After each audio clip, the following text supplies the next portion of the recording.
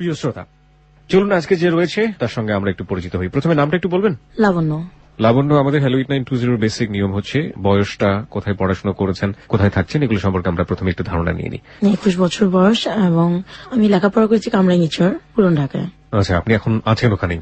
হ্যাঁ, আমি এখন ওখানে আছি। ফাইন, আমরা শুরু করতে পারি। আপনি কোথা থেকে শুরু করবেন আপনার জীবনে? ছোটবেলা থেকে শুরু করব। ওকে, যখন পুরোপুরি বুঝি ভালো মন্দ তখন থেকেই। জি প্লিজ। ছোট থেকে আমি প্রচন্ড চঞ্চল ছিলাম। 7 বছর পর্যন্ত আমি গ্রামের বাড়িতেই ছিলাম, দাদুর কাছে। দাদা ছিলেন আমাদের গ্রামের একজন ডক্টর। সকালবেলা যখন ঘুম থেকে উঠে দাদা ফার্মেসিতে যাবেন, তখন আমাদের দুজনকে নিয়ে যেতেন। আমরা আর একটা ফুফাতো ভাই আছে, দুজনেই। আর পুরো ফ্যামিলির মধ্যে আমরা 2টা ছেলে বাচ্চাই ছিলাম। তো আমাদের দুজনকে নিয়ে গিয়ে দেখা যেত যে গ্রামে যখন বনি হতো দোকানে, তারপরই নাস্তা খাওয়ানো হতো। আমরা এত দুষ্ট ছিলাম যে গরম চায়ের ভিতর রুটি দিয়ে তারপরে মুখে দিয়ে হা করে থাকতাম দুজনে। কেন? গরম ছিল আর আমরা তো নিজেরা ফু দিব না, দাদা আমাদেরকে ফু দিয়ে দেবেন।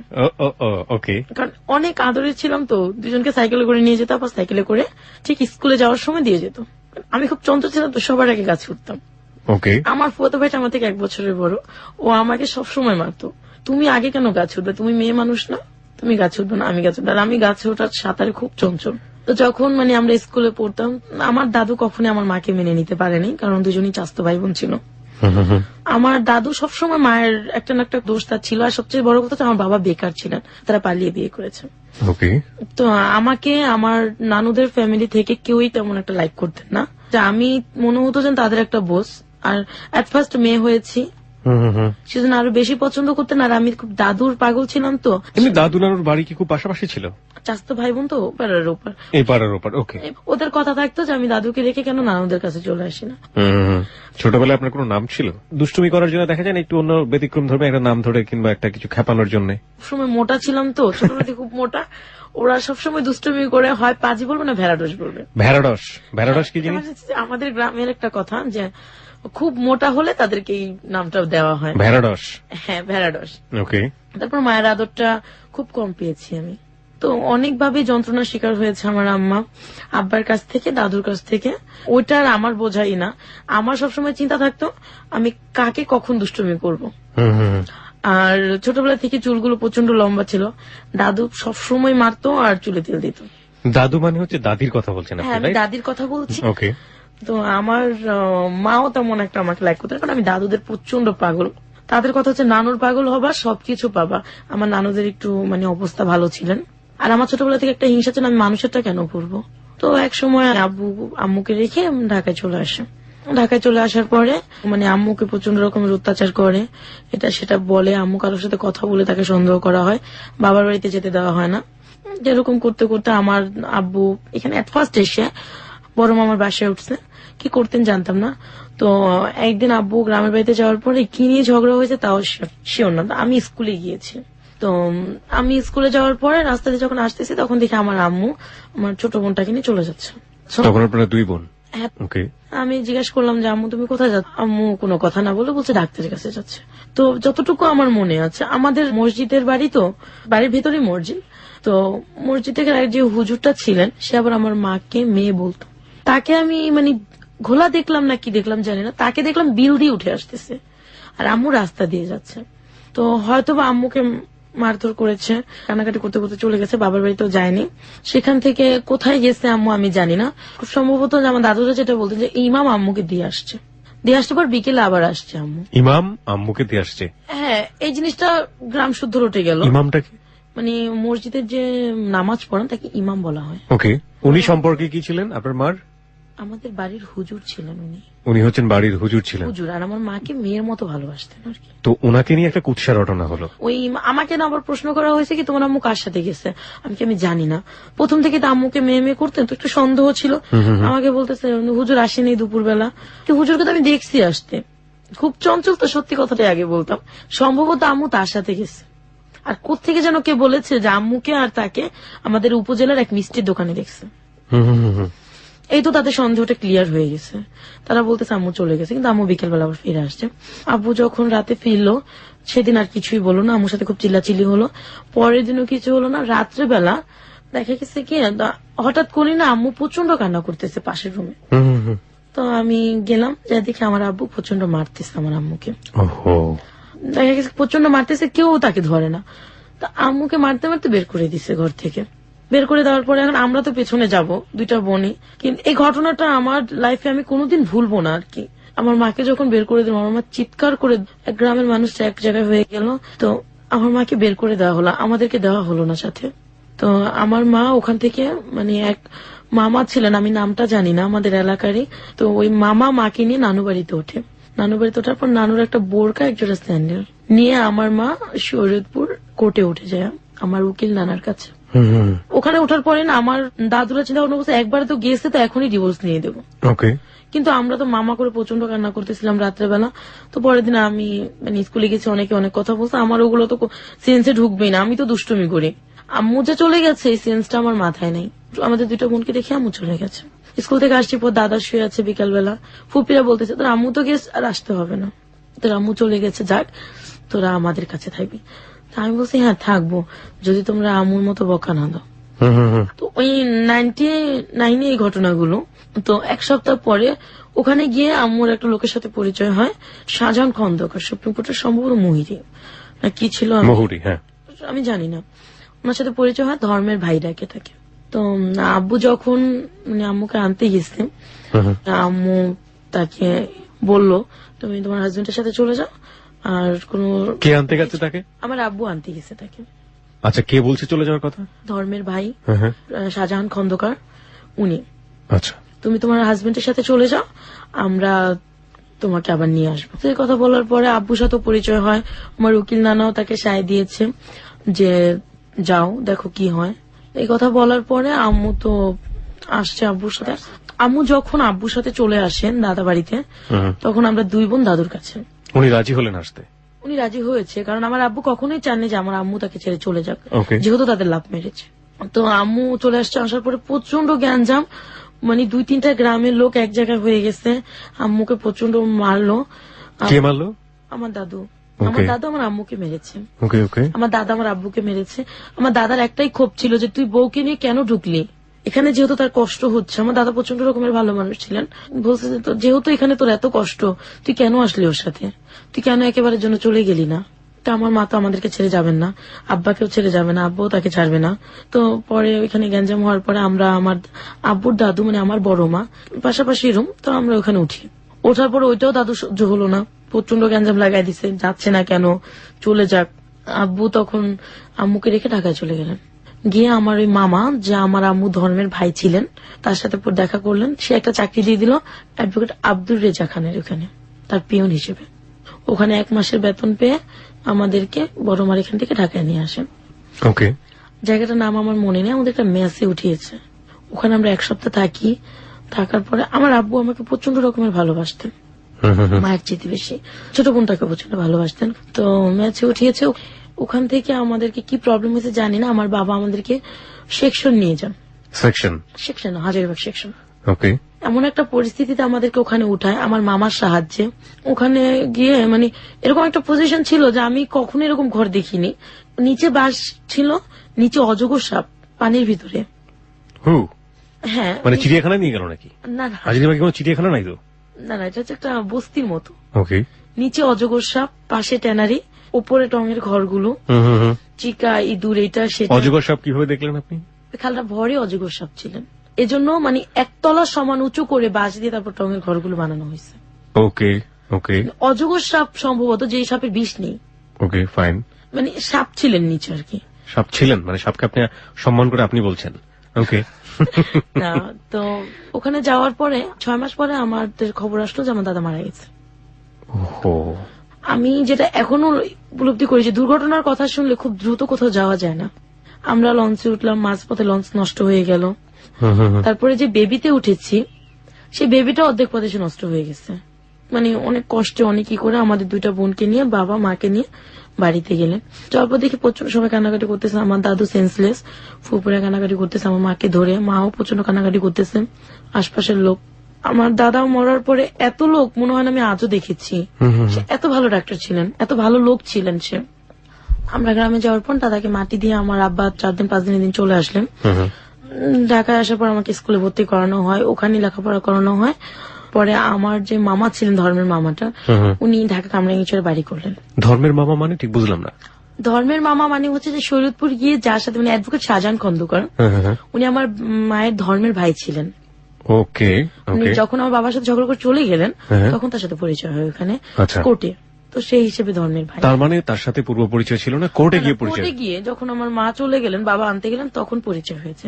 ওকে। তো ওখানে মানে আমার মামা বাড়ি করলেন কামরাঙ্গীরচর, ওখানে চলে আসলাম। ওখানে চলে আসার পরে আমি একটা স্কুলে ভর্তি হলাম, তখন আমি ক্লাস 3-তে পড়ি। স্কুলে ভর্তি হওয়ার পর ওখান থেকে আমাদের মানে আব্বুর অবস্থা আগে থেকে অনেক ভালো হয়েছে। মানে এখন আমার মায়ের ঘরে মনে হয় যে শান্তি। এক সময়টা আমার আব্বুর এতটুকু বদভ্যাস হয়ে গেল যে আমার আব্বু বাজে নেশায় চলে যেতে থাকলো।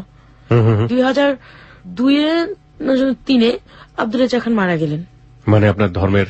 না, আমার আব্বু যে অফিসে জব করতেন সেই মালিকটা মারা যাওয়ার পর আমার আব্বু জবটাও চলে গেছে।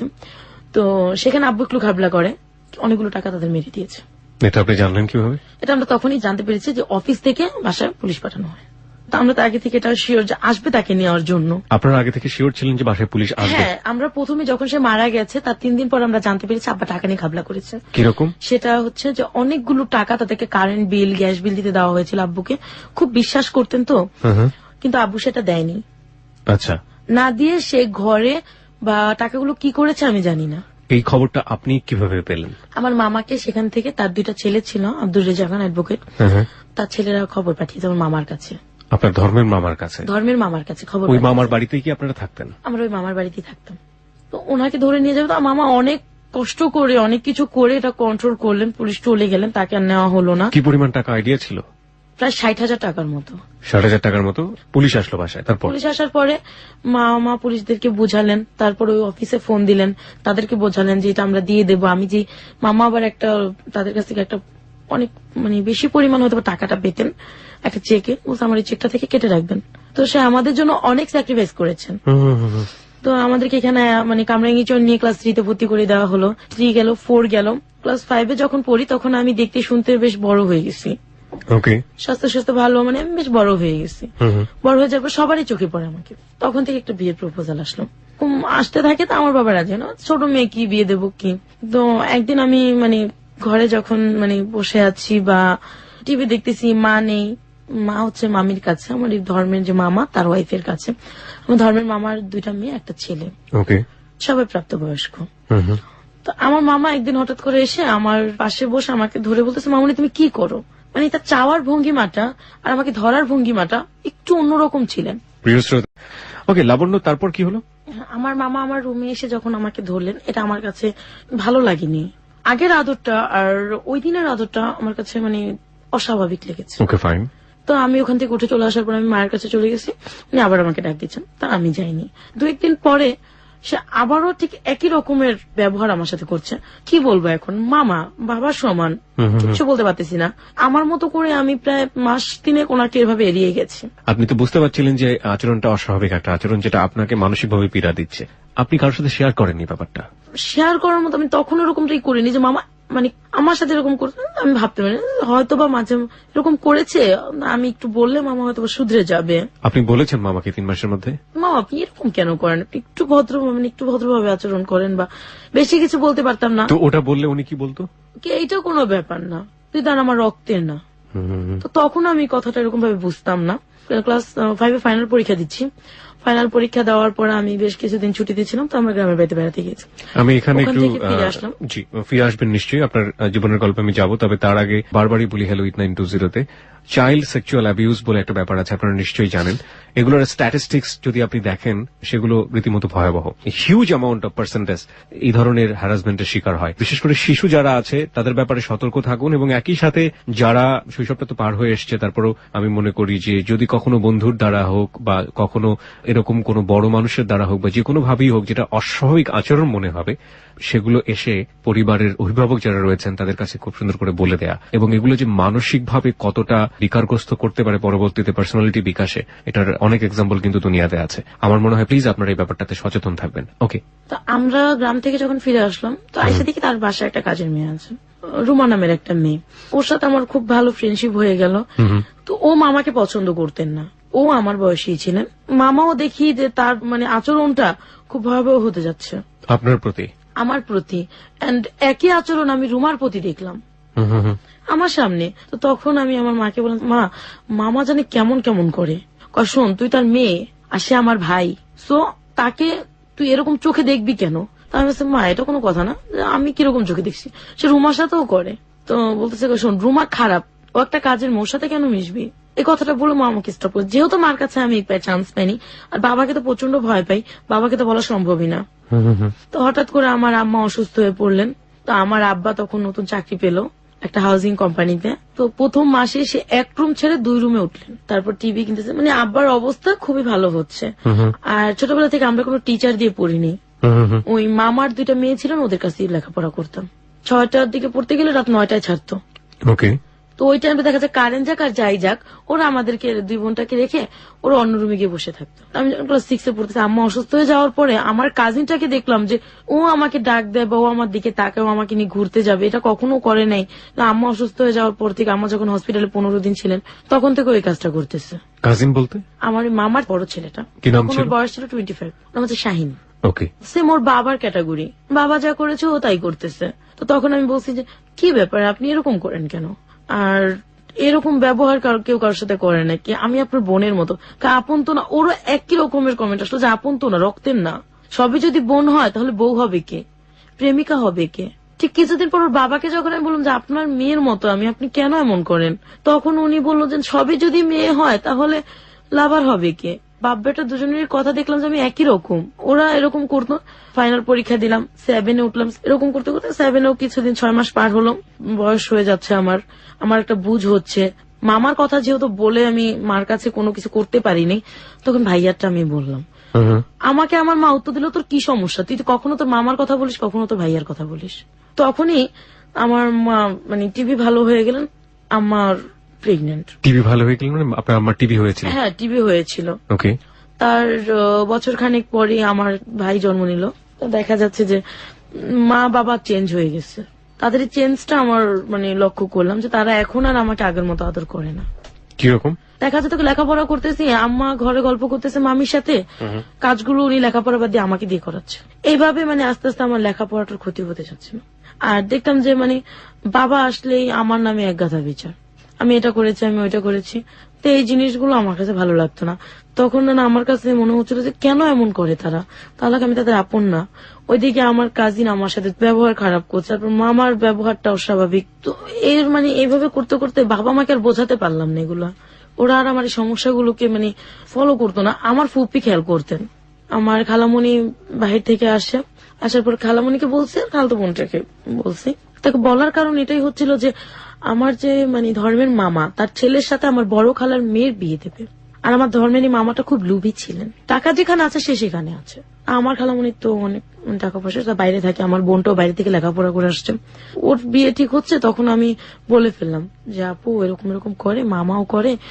তখন বললো যে ঠিক আছে, কথাগুলো আমি আন্টিকে বলবো। আন্টি মানে? আমার মাকে। আপনার মা তো জানি আগে থেকে? আমার মা বিশ্বাস করতো না আর কি। হ্যাঁ, কিন্তু উনি বলবে। তো বলার পরে আমার মা আমাকে প্রচন্ড বকাঝকা করলেন। তো আপু আরেকটা ছেলেকে লাইক করতেন, সে লন্ডনে থাকে। তো এটা আপু আবার আমার আব্বুকে বললেন যে ওর উপরে এরকম হচ্ছে, আপনারা কেউ কোনো প্রতিবাদ করতেছেন না। আমি বুঝলাম না আর কি, আমি তো আর ওকে বিয়ে করবো না, আমি অন্য একটা ছেলেকে পছন্দ করি। আর আপনারা যেভাবে উঠে পড়ে লেগেছেন আমার বিয়ের জন্য, আমি ওর মতো একটা ছেলেকে কেন বিয়ে করবো যে ঘর জামাই থাকতে চায়। তো যে কোনো কারণে এগুলো কথা কাটাকাটি হওয়ার পর বিয়েটা ভেঙে গেছে। আমি বলছি কথাটা প্রকাশ হয়ে গেছে, আমার মা সবাইকে বলে দিছে। আমার মামার সেটা ভালো লাগেনি, আমার উপর সে প্রচন্ড বিরক্ত হওয়ার পরে সে আমাকে ডাইরেক্টলি প্রপোজাল করছে যে তুমি আমাকে সময় দেবে। তো আমি বলছি যে না, অসম্ভব। কিছুদিন পরে আমি যখন ক্লাস 8-এ উঠলাম, তখন আমার বাবা আমার বিয়ের জন্য খুব তোলপাড় হচ্ছে। ফুপি একটা বিয়ের প্রস্তাব আনলেন, কিন্তু বিয়ের প্রস্তাব আনার পরে আমি রাজি হইনি। আমার স্বপ্ন হচ্ছে আমি একটা ভালো ছেলেকে বিয়ে করব, তো আমি যাতে এই থেকে একটু ভালো পরিবেশে যেতে পারি। আর ছোটবেলাতে একটা ধারণা ছিল যে উপরের লেভেলের মানুষদের হয়তোবা ভালো চিন্তা ভাবনা থাকে, তারা একটু ভালো হয়। কারণ আমি এই পজিশনে থাকতে থাকতে আমি বিরক্ত হয়ে গেছিলাম, মনে হচ্ছে কবে বেরোতে পারবো এখান থেকে। তো বিয়ের প্রস্তাব আনার পরে আমার বাবা মা দুজনে বিয়েতে রাজি হয়ে গেলেন। ছেলে কি করতো? মোবাইল কোম্পানিতে জব করতেন, 8,000 টাকা স্যালারি ছিল। ওকে। তো বাবা মা বললো কি যে ও যেহেতু ডিগ্রি সেকেন্ড ইয়ার পড়তেছে, ডিগ্রি ফাইনাল দিলে ওকে ব্যাংকে অথবা কিছুতে চাকরি দিয়ে দেবো, সে তো অবস্থা ভালো হয়ে যাবে। আমি বিয়েতে রাজি হলাম। বিয়ের দিন রাত্রে যখন ওরা কাবিন করবে, তো শুনলাম যে যৌতুক নাকি তারা 2 লাখ টাকা যৌতুক চাচ্ছে, এটা নাকি তাদের গ্রামের প্রথা আছে যে দিতেই হবে। আমার বাবা কোনো মতে রাজি হননি। তারপরে অনেক ঘটমটর করে রাত 11টার দিকে ঠিক হলো যে না ঠিক আছে, ওরা কোনো যৌতুক নেবে না, বিয়েটা হবে। তো বিয়েটা হওয়ার পরে আমার হাজবেন্ড যেটা করলেন, প্রথম রাতে যখন আমাদেরকে রুমে দেওয়া হয় তখন সে আমার সাথে প্রচন্ড ঘটমট করতেছে যে তোমার ফুপি বললো 2 লাখ টাকা দেবে, এখন না দেখ বিয়ের পর দেবে, তোমার বাবা মা কিছুতে রাজি হলেন না, এটা কেন হলো? আমার প্রচন্ড কষ্ট হলো। আমি জানি বিয়ের রাত্রটা খুব সুন্দর হয়, ভালো হয়, তো তার একটা ভালো ছেলের সাথে আমার বিয়ে হয়েছে। তো বিয়ের পরের দিন যথারীতি সে আমার সাথে প্রচন্ড রাগ, কথা বলে না। তৃতীয় দিনও একই অবস্থা গেল।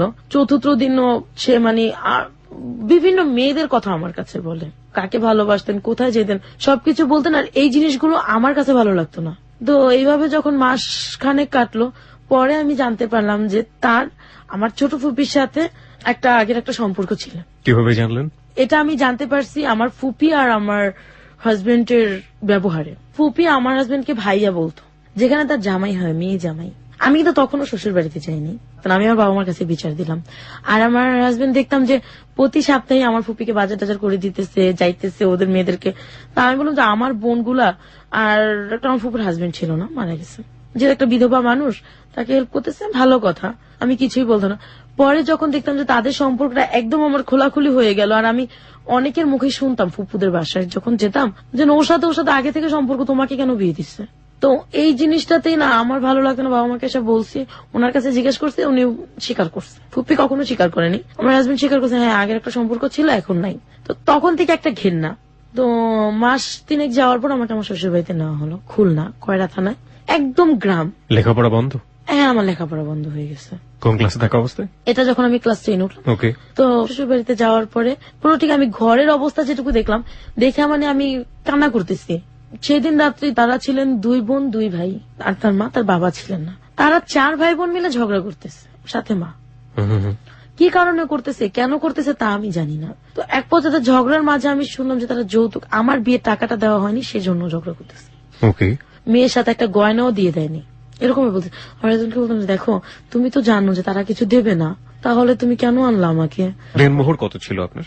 2 লাখ টাকা। ওকে। বলার সাথে সাথে আমার হাজবেন্ডটা আমাকে ঠাস করে একটা চড় বসালো।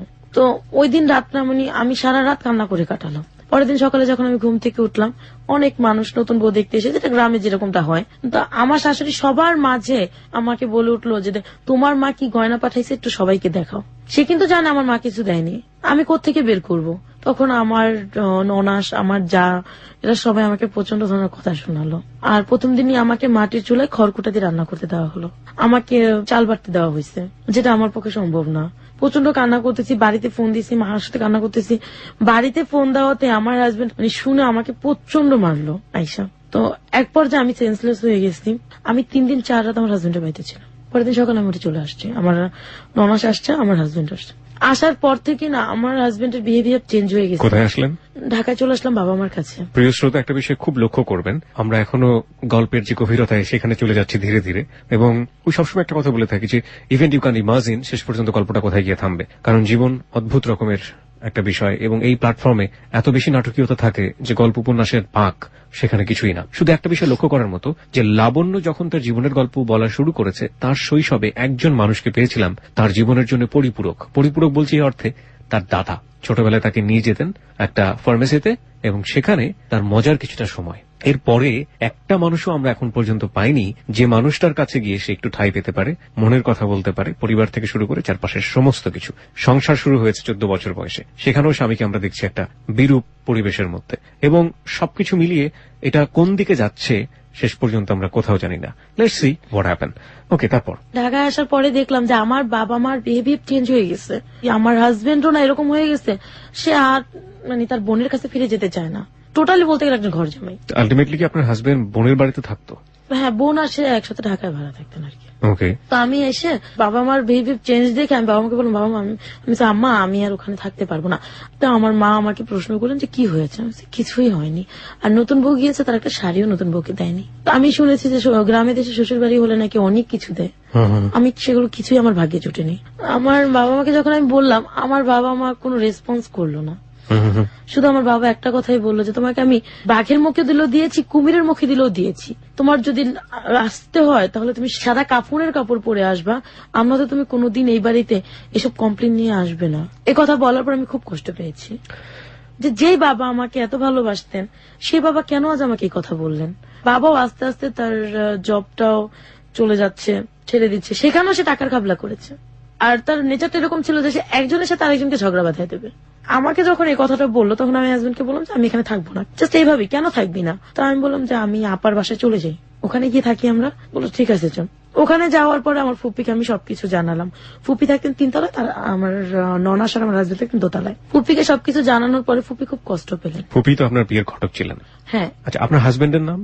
ইনসান। ইনসান, হ্যাঁ। ফুপি বললো যে ঠিক আছে, ও যে এরকম হবে সেটা তো আমি ভাবতে পারি নাই। তো আমি সমস্যা নাই, আমি তো তোমার কাছে চলে আসলাম, আমি সব পুরো ঘটনাকে একদম ম্যানেজ করে ফেললাম। তোমার কাছে চলে আসছি, এখন তোমার কাছে থাকবো। আর ফুপি একটা নতুন চাকরি পেয়েছিল ব্যাংকে, তুমি তো ব্যাংকে চলে যাও সকালবেলা। তা আমি সকালবেলা ওদেরকে নিয়ে, 2টা বোন ছিল আমার ফুফাতো ছোট ছোট, ওদেরকে নিয়ে থাকবো। আর ইনসানও তো রাত্রে আসে, সমস্যা হবে না আমার, আমি এখানেই থাকবো। ঠিক আছে ফাইন। তো আমার ননাস গার্মেন্টসে চাকরি করতেন, 2টার দিকে তার লাঞ্চ টাইম ছিল। আমি না ওই সবার সাথে চুলো ছিল তো আমি রান্না করতে পারিনি। ননাস যখন লাঞ্চ টাইমে আসলেন, আসার পর যখন রান্না হয়নি তখন আমাকে প্রচন্ড রকমের বকাবাদ্য করলো। সেটা আমার ফুপ্পির শাশুড়ি দেখছেন, দেখার পরে তার কাছে ভালো লাগেনি। বলতেছে যে এত ছোট বয়সে তোমাকে বিয়ে দিয়ে দিছে এরকম একটা মানুষের ঘরে, সেটা আমরা মানতে পারলাম না। 14 বছর বয়সে আপনার বিয়ে হয়েছিল? হ্যাঁ। তো আমার এরকম করে 3 দিন আমি থাকলাম। 3 দিন থাকার পর 4 দিনের দিন আমার হাজবেন্ড আমাকে প্রচন্ড মারধর করলেন। আমি আবার মায়ের বাড়িতে চলে আসি। মায়ের বাড়িতে আসার সময় যখন আমার হাজবেন্ড বললো তোর চাইতে তোর ফুপি ভালো ছিল, অন্তত তাকে তো বিয়ে না করতাম, তার সাথে একটা সময় কাটাতাম। এই কথাটাই আমি তখন আরো ক্লিয়ার হয়ে গেলাম যে আমার ফুপি আমার সাথে প্রতারণা করছে, আমার হাজবেন্ড আমার সাথে প্রতারণা করছে। তারা দুজন একটা রিলেশন আমাকে জড়ানো ঠিক। এই ফুপিটা কি ঘটকালি করেছিল বিয়েতে? ফুপিটাই ঘটকালি করেছে, এটাই আমার ছোট ফুপি। ওকে। যখন শিওর হয়ে গেলাম তখন বাবা মাকে এসে বললাম। বাবা মা আর আমাকে বাড়িতে দিলেন না, আমার হাজবেন্ডকে আর ওখানে আসতে দেননি। তুমি আসবে না, আমার মেয়ে আমাদের কাছে থাকবে। আর 1 সপ্তাহ পরে ফিরে দেখলাম যে বাবার অবস্থা আরো করুণ হয়ে যাচ্ছে, যে সে জুয়া খেলে। কিভাবে বুঝলেন? আমি যে রুমটাতে থাকতাম সেই রুমটাতে সে লোকজন নিয়ে টাকা নিয়ে দিয়ে তাস খেলতেন, যে টাকা দিয়ে রুমটাতে খেলা আপনি থাকে। থাকতেন? ওকে। আমার কাছে খুব কষ্ট লাগলো। কষ্ট লাগার পর আমার হাজবেন্ড দিয়ে যে গেছে সে আর আমার খোঁজ খবর নেয়নি। এরকম করতে করতে আমাদের 6টা মাস কিন্তু কেটে গেছে বিয়ে। এই 6 মাসে সে একটা সুতা পরিমাণ জিনিস আমাকে দেয়নি। সে চলে যাওয়ার পরে দেখলাম যে বাবা জুয়া খেলতে খেলতে যা পুঁজি ছিল জমানো সবকিছু সে শেষ করে দিছে। আমার মামা এখন আমাদেরকে রাখবেন না, বের করে দেওয়ার পরে আমরা চলে আসলাম। ওখান থেকে একটু দূরে আসলাম, একই জায়গায় কামরা। তখন আপনি ফ্যামিলির সাথে? আমি তখন ফ্যামিলির সাথে হাজবেন্ডের ঘর ছেড়ে চলে আসছি। সহ্য করার মতো ক্ষমতা আমার ছিল না। তারপর আমরা যে বাসাতে যাই, ওইখানে যাওয়ার পর সে আরো নিঃস্ব হয়ে গেছে। বাবার মানে পুরোপুরি নিঃস্ব হয়ে গেছে, নুন আনতে পান্তা ফেলে যেরকম ওইরকম একটা অবস্থা হয়ে গেছে। সে আমাদের মুখে ভাত জোটার মতো কিছু নেই। ওইদিকে আমার হাজবেন্ড এসে ঘাড়ে জুটছে। মানে 1 সপ্তাহ থাকার পর আমি এমন ঝগড়া লাগিয়ে দিল আমাদের মধ্যে, সে আমাকে প্রচন্ড মারধর করলো।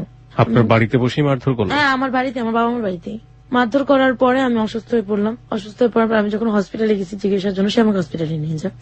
চিকিৎসা করার জন্য গেছি, সেখানে আমাকে জানানো হলো আমি প্রেগনেন্ট।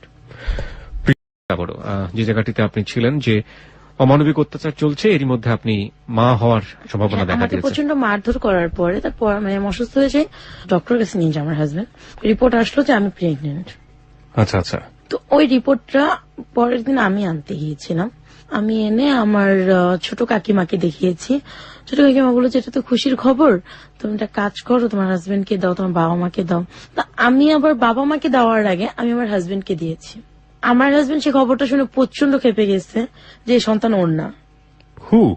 ও কেন জানি বলতেছে এই সন্তান ওর না। তখন আমি বললাম যে দেখো, আমার বিয়ের আগে কারোর সাথে কোনো রিলেশন ছিল না, বা বিয়ের পরবর্তীতে আমার কারোর সাথে কোনো রিলেশন নেই, রিপোর্টে সাফ দেওয়া আছে আমি 1.5 মাসে প্রেগনেন্ট, তাহলে তুমি কেন এরকম বলছো? ঠিক আছে মানলাম এটা আমার সন্তান, তো তোকে তো আমি বলেছিলাম যে তুই 2 বছর পরে সন্তান নিবি। দেখো এটা আমার হয়তোবা ভুল হয়ে গেছে, এটা নিয়ে এটা আপনি বাড়াবাড়ি আপনার করার ভুল বলছেন, রাইট? আপনার কি ধরনের ভুল হয়ে গিয়েছে? মানে হয়তোবা যে আমাদের যে কোনো ধরনের একটা ভুল হতে পারে রাইট ওষুধের নাও, this is the important thing. আমি এটা কেন আপনাকে জিজ্ঞেস করছি, এগুলো most common case in the family. Okay, that's why. আপনি আমাকে একটু বলবেন যে আপনার 14 বছর বয়সে বিয়ে হয়েছে। একটা মানুষের বিয়ে হওয়ার পরে স্বামী স্ত্রী সম্পর্কের কিছু বেসিক নলেজ দরকার হয়। সেই নলেজের ব্যাপারে আপনাকে কেউ কখনো হেল্প করেছে? আপনার মা আপনাকে এই বিষয়ে কোনো জ্ঞান দিয়েছে, কিংবা আপনার আত্মীয় যারা আছে, কিংবা শ্বশুর বাড়ির কেউ আছে, কিংবা আপনার আমাকে হাজবেন্ড, এরকম সাপোর্ট কেউ দেয়নি। কেউ কখনো আপনাকে বিষয়ে কোনো কিছু বলেনি? সাপোর্ট কেউ দেয়নি, কিন্তু- বরঞ্চ আমি যদি কোনো প্রবলেম হতো যে আমি মাকে বলতাম, আমার মা আমাকে কখনোই ভালো একটা সাজেশন দিত না, ওকে, কখনোই দিত না। So, বাবাকে বিষয়টা তো সম্পর্কে আপনি বলাই কিছু- যায় না। আমি কিছুই জানি না, এটা কিছুই জানেন না। হুট এক। করে- 2 নম্বর হচ্ছে আপনার হাজবেন্ড আপনাকে বলেছে যাতে কোনো বেবি না আসে। এটার জন্য কোনো প্রিভেন্টিভ মেথড কি আপনারা দুজনে মিলে নিয়েছিলেন? হ্যাঁ, আমাকে এটার জন্য ব্যবস্থা মানে নেওয়া হয়েছিল যে আচ্ছা। আমার হয়তোবা কোথাও মানে আমি একটু মন ভোলা ছিলাম, হ্যাঁ, হ্যাঁ। মানে বিয়ের পরও আমার দুষ্টুমিটা মানে কিছুটা হলো রয়ে গেছে, ওকে, মনে থাকতো না আমার এটা। ওকে। আমি ভাবতাম যে হয়তোবা ওখান থেকে কোনো প্রবলেম হয়ে গেছে। হুম, হুম, তা আমার হাজবেন্ড প্রচন্ড চিল্লাচিল্লি করতেছিল, তার কখনো মুখের উপর কথা বলিনি। তখন বলছিলাম যে দেখো, তুমি তো এটা নিয়ে অতিরিক্ত বাড়াবাড়ি করতেছো, আর বাবা মা যেহেতু মানে শুনলে বাড়াবাড়ি করবে না, তোমার এটা নিয়ে বাড়াবাড়ি করার কোনো প্রয়োজনই পড়ে না। হুম, হুম, হুম। এই কথাটা বলাই ছিল আমার অন্যায়। সে আমাকে সাথে সাথে প্রচন্ড ধরনের, তার যে বেল্ট ছিল হুম, হুম। কোমরের বেল্ট, ওটা দিয়ে আমাকে প্রচন্ড ধরনের মারধর করে। এই বাচ্চা কেন নিলি তুই? আচ্ছা, সবসময় বলে যেতে জালস বাতা, যখনই সে বলতো যেটা জালস বাতা, তখন আমার মাথায় সেন্স আউট হয়ে যেত।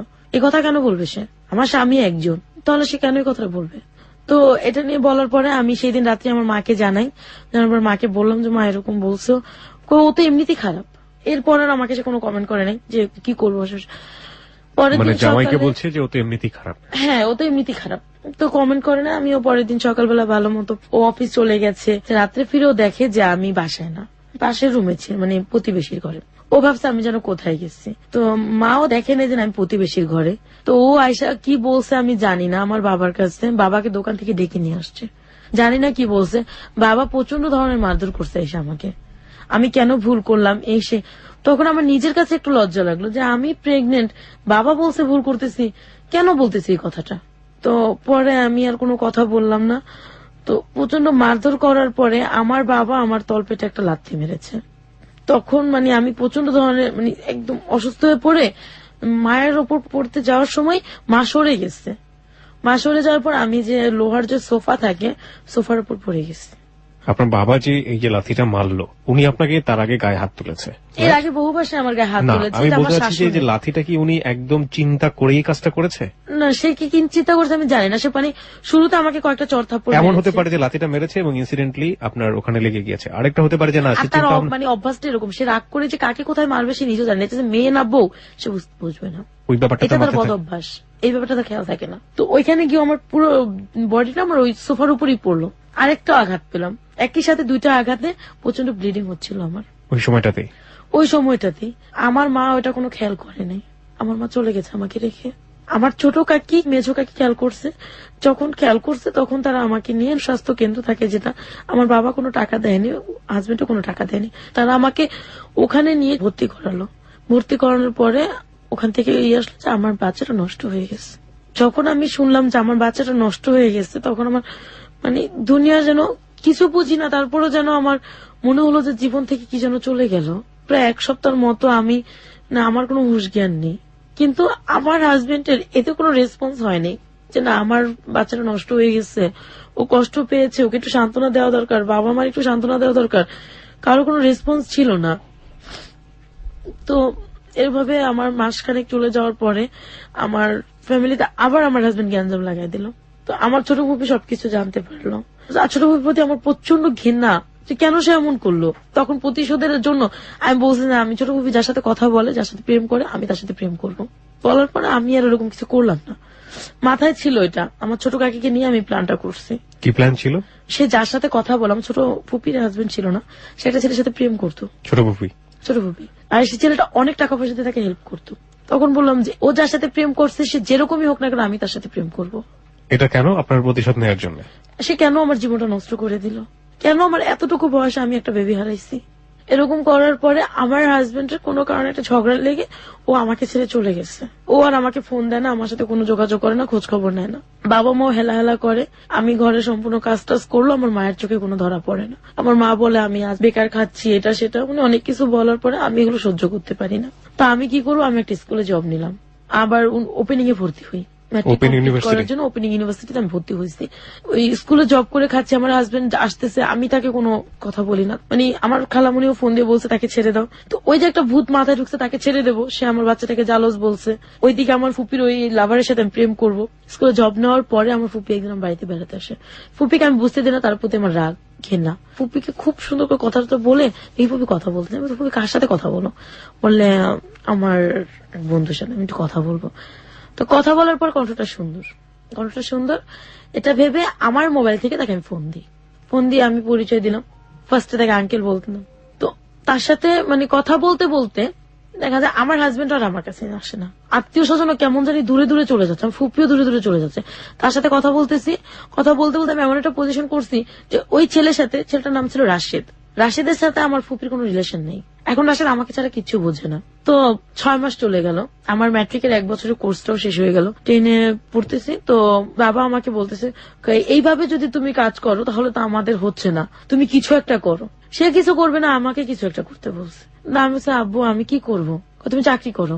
আমি বিভিন্ন জায়গায় চাকরি খুঁজি, আমি তো লেখাপড়া জানি না, ম্যাট্রিক পাস করিনি, কে আমাকে চাকরি দেবে? একমাত্র গার্মেন্টস। আইসা বলো আব্বু একমাত্র গার্মেন্টস আছে, বাবা সেটা করতে দেবে না আমাকে। আপনি তো স্কুলে জব করতেন, মানে ওটাতে বেতন হচ্ছে না, ওখানে 1200 টাকা বেতন পেতাম। সেজন্য আমি ভালো একটা চাকরি খুঁজতে গিয়েছিলাম। বিভিন্ন লোকের কাছে বিভিন্ন রকমের হ্যারাসমেন্ট হয়েছে আমি। কেউ আমাকে মানে বিভিন্ন নোংরা প্রস্তাব দিয়েছে, কেউ বন্ধুত্ব করতে চেয়েছে, কেউ বলেছে চাকরি দেবো, বিনিময়ে সময় দিতে হবে। পরে আমার হাজবেন্ড ওইদিকে আমাকে ফোন দিতেছে, বিরক্ত করতেছে। শেষে আমি আমাদের যে গ্রাম সরকার থাকে তার কাছে আমি বিচার জানিয়েছি, যেরকম আমাকে মারধর করে চলে গেছে, আমার বাচ্চাটা নষ্ট হয়ে গেছে, আমি ওর ঘর করব না। ওইদিকে আমি রাশেদকে প্রশ্ন করলাম যে রাশেদ, আমি তো আমার হাজবেন্ড আমাকে নিতে আসতে বিচার বসাইছে, আমি কি করব? তোমার যা খুশি তাই করো। তো এই ঝামেলাগুলোর সাথে বিচারে ওর কথা হলো যে আমি সংসার করবো না।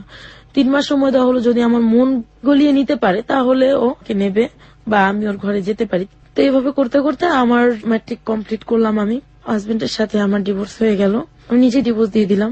আমিও মানে প্রচন্ড ভালোবেসে ফেলছি রাশেদকে, ওকে ছাড়া এখন আমি কিছুই বুঝি না।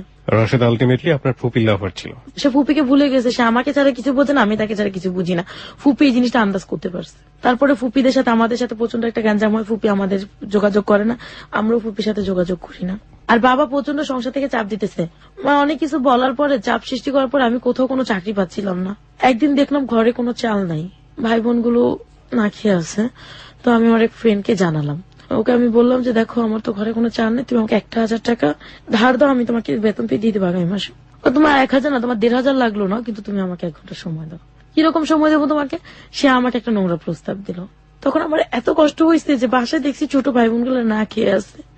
বাসায় আসার পর পাশের ঘর থেকে আমি 100 টাকা ধার নিয়ে 1 কেজি চাল কিনছি, আধা কেজি আলু কিনছি, মরিচ কিনছি, ডাল কিনছি। ওরা সারাদিন না খাওয়া, রাত্রে খাইছে, সকালে খাইছে। তো এখন দেখি যে 1 কেজি চালে হয় নাই, শেষ হয়ে গেছে। দুপুরে কি রান্না করবে? খুব কষ্ট হচ্ছে ওদের। আমার ভাইটা আমার কাছে এসে বলছে, আপু 2 টাকা দে। আমি টাকা দিতে পারতেছি না। বাবা কি করছে? বাবা কিছুই করতেছে না, বাবা জুয়া খেলতেছে। আপনার মা কিছু বলছে না? আমার মা বললে আমার মাকে মারধর করে মাকে। তো আমি চোখে দেখলাম অন্ধকার, দেয়ালে পিঠ থেকে গেছে, আমি ওর কথা রাজি হয়ে গেছি। কার কথা রাজি হয়েছেন? আমার ফ্রেন্ডের কথায়। কোন ফ্রেন্ড? ও ছিল মানে কোন এক হলের নেতা ছিল। তো ওর সাথে আমার রাস্তায় একসময় পরিচয় হয়েছিল। আর রাশেদ যে আমার জীবনে ছিল, ও কোনো টাকা পয়সা দিত না তখন, আমিও চাইতাম না। তো ওর সাথে যে আমি ফোন দিলাম ওকে যে দেখো সোহাগ, আমি তোমার প্রপোজালে রাজি আছি, তবে 1000 টাকা না, মানে কোন অর্থে যেন। আমি তখন চিন্তা করলাম যে নিজের সম্মানটাই যেহেতু দেবো, তো 1000 টাকার বিনিময় কেন, আরো বেশিতে দেবো। এই চেঞ্জটা আমার মাথায় মানে কাজ করলো। তো আমি এই কথা বলার পর তুমি কত চাই? আমি 2000 টাকা চাই। আমি তোমাকে 2000 টাকা দেবো না, 1500 দেবো, তুমি রাজি আছো? ঠিক আছে রাজি আছি। ওর সাথে আমি গেলাম, ও কোন এক হোটেলে আমাকে নিয়ে গেছে। নিয়ে যাওয়ার পর ওকে আমি ওখানে 1 ঘন্টা সময় দিছি। ওখান থেকে আমি চলে আসার পরে ঘরে বাজার টাজার করি। সেই দিন রাত্রে সম্ভবত রাশেদ আমাকে রাস্তায় দেখছে, আমাকে ফোন দিচ্ছে, ফোন দিয়ে বলছে তুমি কোথায় আছো, এখন আমার সাথে দেখা করো। তো দেখা করো, ও আমাকে একটা মসজিদে নিয়ে ছুঁয়ে বলছে তোমার এখন থেকে ভরণ পোষণ যা আছে আমি গ্রহণ করব। আপনি তো রাশেদের কাছ থেকে হেল্প নিতে পারতেন, কেন নিলেন না? আমি কেন জানি ওর কাছ থেকে চাইনি। আর ও একদিন আমাকে একটা কথা বলছে যে মেয়েরা ছেলেদের কাছ থেকে টাকা খায় সে মেয়েরা ভালো হয় না। আমি ওর কাছে ভালো সাজার জন্য আমি আমার নিজের সম্মানটুকুকে বিক্রি করে দিচ্ছি একমাত্র বাবা মার ভাই বোনের শুধুমাত্র মুখে দুমুঠো ভাত দেওয়ার জন্য।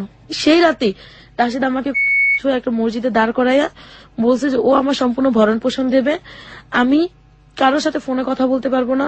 আপনি রাশেদকে বলেছিলেন যে আপনার জীবনে এই ঘটনাটা ঘটে গেল কিছুক্ষণ আগে? না, ওর কাছ থেকে আমি লুকিয়ে গেছি। ও যা যা বললো আমি মেনে নিলাম। ও আমার বাবাকে ফোন দিল, তো বাবার সাথে রাশেদের সাথে আগে থেকে একটা পরিচয় ছিল। বাবাকে ও বলছে যে আমরা দুজন বিয়ে করে ফেলছি। তখন আমি বলি মিথ্যে বললা কেন? মিথ্যে বলা ছাড়া কোনো কাজ নেই, ও এখন হাজবেন্ড হয়ে আমার বাড়িতে যাবে। তো আমি সবাইকে এসব বললাম যে আমার বিয়ে হয়ে গেছে, ডিভোর্স হয়ে গেছে, ওইদিকে এদিকে আমার বিয়ে হয়ে গেছে। পাড়ার প্রতি সবাই খুব খুশি হলো, মিষ্টি আনছি আমি। পরে আমার বাবা মা তো খুব খুশি, বাবার একটাই চিন্তা এত বড় লোকের ছেলে তার মানে ভালো হবে।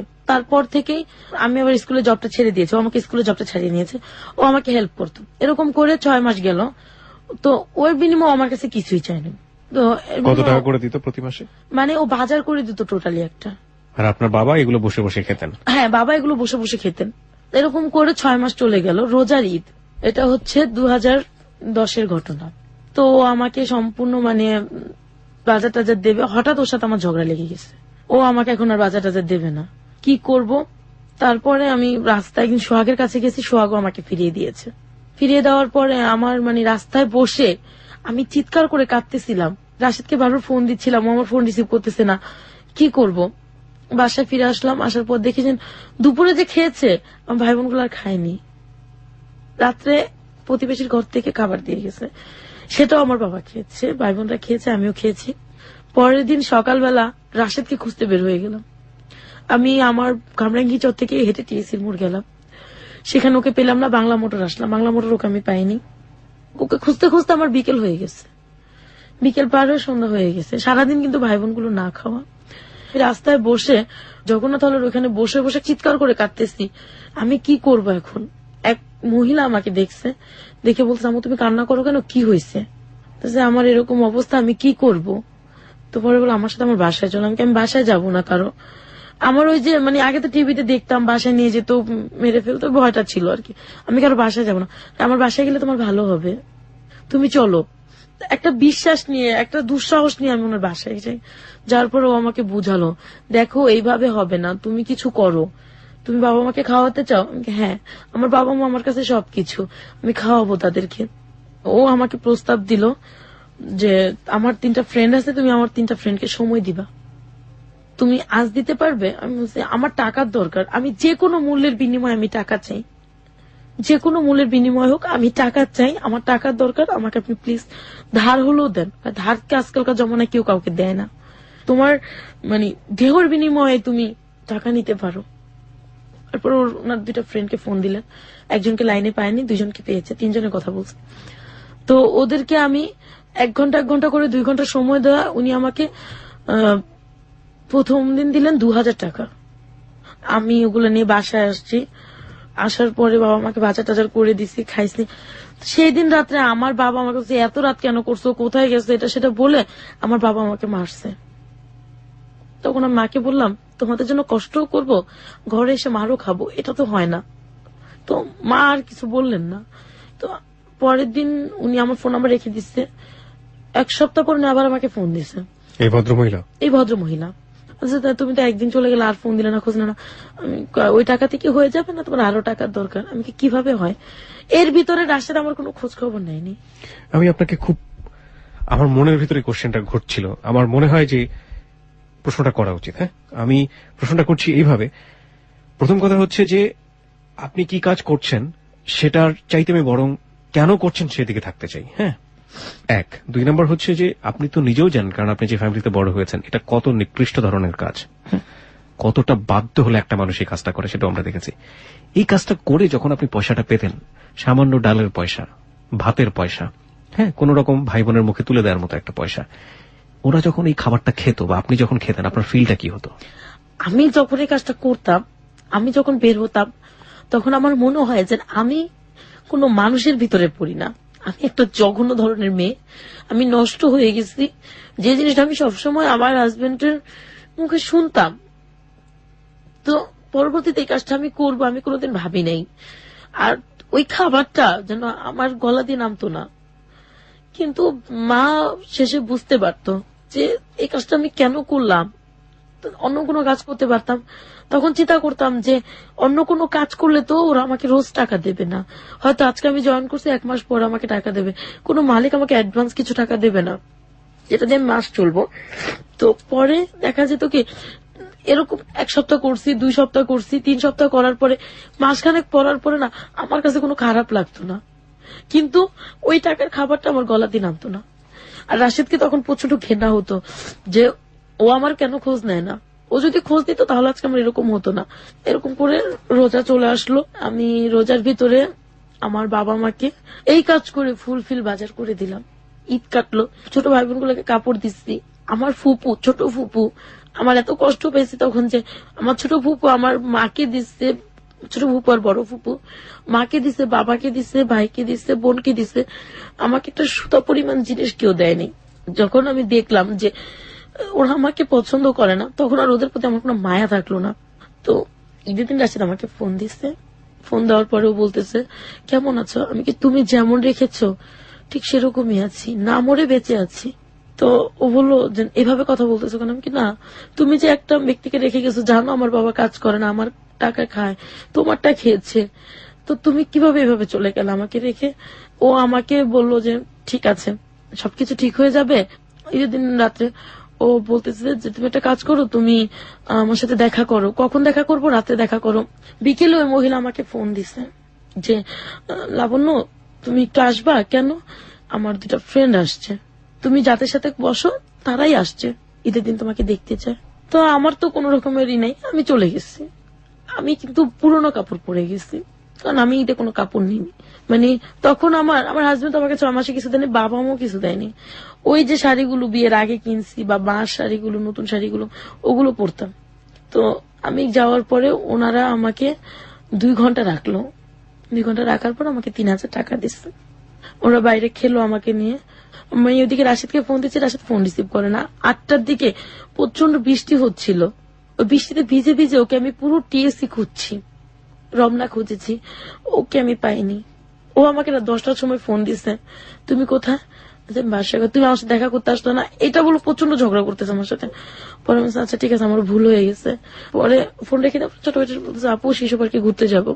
আর আমি আমার ছোট ভাই বোনদেরকে বাবা যে দেয় না সে অভাবটা বুঝতে দিতাম না, যেভাবেই হোক আমি ওদের সবাইকে বুঝায় রাখতাম যে না টাকা পয়সা আছে, খেতে পারবি, চলতে পারবি। তো আমার ওদেরকে নিয়ে আমি শিশু পার্কে ঘুরতে গেলাম।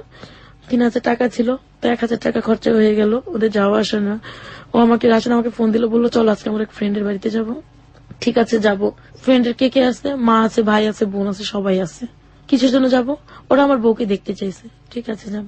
ঠিক আছে রাত 8টায় আমাদেরকে বাসায় দিয়ে আসার পরে আমি ওর সাথে দেখা করলাম, সম্ভবত গুলিস্তান গিয়ে। ওর বাড়ি কি গুলিস্তানে ছিল? ওর বাড়ি মগবাজার। ওকে, আপনি বলছিলেন যে রমনাতে খুঁজছেন, টিএসসিতে খুঁজছেন, এই জায়গাগুলোতে আপনি কেন খুঁজতেন? ও এখানেই থাকতো, সারাদিন এখানে বেশিরভাগ সময় এখানে সময় কাটাতো বন্ধুদের সাথে। আর ও আমাকে বলছে ঈদের দিন রাত্রেও ওইখানে থাকবে। ওকে, পরে আমি ওর সাথে গুলিস্তান দেখা করতে গেছি, যা দেখি ওর এক ফ্রেন্ড আছে এখানে, পরিচয় করে দিল, ওর নাম কালাম, ওর বাড়িতে আমরা বেড়াতে যাব। ঠিক আছে চলো। বাড়িটা ছিল ভুলতা গাউসিয়া। যাওয়ার পরে দেখলাম যে খুব অন্ধকার, খুব একটা গ্রাম, বিল চারপাশে, ওখানে নিয়ে যাচ্ছে কোনা কোনা দিয়ে দিয়ে ঢুকালো কোথায় বাড়ির পেছন দিয়ে। কি ব্যাপার, বাড়ির পেছন দিয়ে ঢুকলাম, ও এটা নতুন বাড়ি করছে, গেট করা হয়নি, টিন দিয়ে লাগাই রাখছে। এটা আসলে টিন দিয়ে লাগানো ছিল। দরজা খুলছে, আমি কেউ তো নাই এখানে, এক রুম, একটা বিলের ভিতরে এক রুম। তো আমার কোনো না ভয় ছিল না, ও ছিল সাথে। আপনি ওকে লাভ করতেন সেই সময়টাতে এবং পুরো লাভ করতাম। আপনি যেই কাজের মধ্যে জড়িয়ে গেছেন এই কথাটা আমি ওকে বলি নাই, ও কি বুঝতেও পারেনি? ও বুঝতেও পারেনি, ওকে আমি বলতাম না, ও বুঝতে পারেনি, কারণ এই মাসটা ও আমাকে সময় দেয়নি। না কিন্তু ওর তো সন্দেহ হওয়া বা জিজ্ঞেস করার একটা ব্যাপার ছিল যে টাকাগুলো কোথা থেকে আসছে। কিছু জিজ্ঞাসা করে নাই, ও বলছে বাজার করছে, আমি কি কোন রকম করেছি, মিথ্যে বলেছে আমার সাথে। আপনার ফ্যামিলি বুঝতো না যে আমার মা বুঝতে পেরেছিল, পরে আমাকে জিজ্ঞাসা করছে তুই এত টাকা করতে গেলে, আমি মার কাছে স্বীকার করছে। মা কি বলেছিল? মা কোনো কথা বলেনি, মা নিস্তব্ধ হয়েছিল। বাবা বুঝতো না? বাবা বুঝতো না। আমার বাবা এক কথা মোট কথা বলতে গেলে ও ছিল ও টাকার জন্য সব করতে পারে, শুধু পারে না মেয়ে আর বউকে বেচতে। তো আমি যখন ওর সাথে গেলাম, তারপর ও আমাকে বলতেছে কি দেখো ওর ফ্যামিলির কেউ নাই, তো তোমাকে মিথ্যে বলে এখানে আনছি। তখন বাজে রাত 11টা। প্রিয় শ্রোতা, আমরা এই জায়গাটিতে ছোট্ট একটা বিরতি নিতে চাই, 4 মিনিটের বিজ্ঞাপন বিরতি। আমাদের এই স্পেসটা কষ্টের স্পেস, এই স্পেসটা কান্নার স্পেস। সেই কান্না হয়তো আপনি ইথারের ওপার থেকে অনুভব করতে পারছেন। এটাই একটা বড় সমস্যা রেডিওর, কারণ চোখ দিয়ে টপটপ করে পানি পড়ে দেখা যায় না। তবে যারা গল্পের ভেতরে রয়েছেন তারা কিছুটা হলে অনুভব করতে পারছেন। লাবণ্যর চোখের যে মুহূর্তে যে পানিটা, সেটা আসলে না দেখলে বোঝানো যাবে না সেটার বেগটা আসলে কতটা তীব্র। তারপর কি হলো? যখন রাশেদের সাথে ওর বন্ধুর বাড়িতে গেলাম, ও আমাকে বলল দেখো তোমাকে মিথ্যে বলে এখানে এনেছি, ওর কোনো বাবা মা থাকে না, ওর এটা বাড়ি করছে নতুন, তো আমরা দুজন একাই থাকবো। ভালো কথা, আমরা একাই থাকবো, সমস্যা নেই। আধা ঘন্টা পরে ও আইসা ও আমাকে ওখানে গিয়ে ও আমাকে ইউজ করে। তারপরে আধা ঘন্টা পরে ও আমাকে বলতেছে একটা কথা বলি, তুমি রাগ করো না। কি কথা? আমার বন্ধু তোমাকে চায়। হোয়াট? হ্যাঁ, ওর বন্ধু আমাকে চায়, নয়তোবা ও একটা গ্যাঞ্জাম করবে। মানেটা কি? মানেটা হচ্ছে এটা ওদের কন্ট্রাক্ট ছিল যে যাকে নিয়ে যাবে দুইজনে মিলেই ভোগ করবে। কিন্তু আমি যখন চিল্লাচিল্লি করলাম তখন বলছে আমাকে একবার ওকে একটা সুযোগ দাও। তখন আমি কোনো মতেই না, আমি চলে যাবো এখান থেকে। মোবাইলটা ধরে দেখি রাত 1টা বাজে। তখন আমি কোথায় যাব?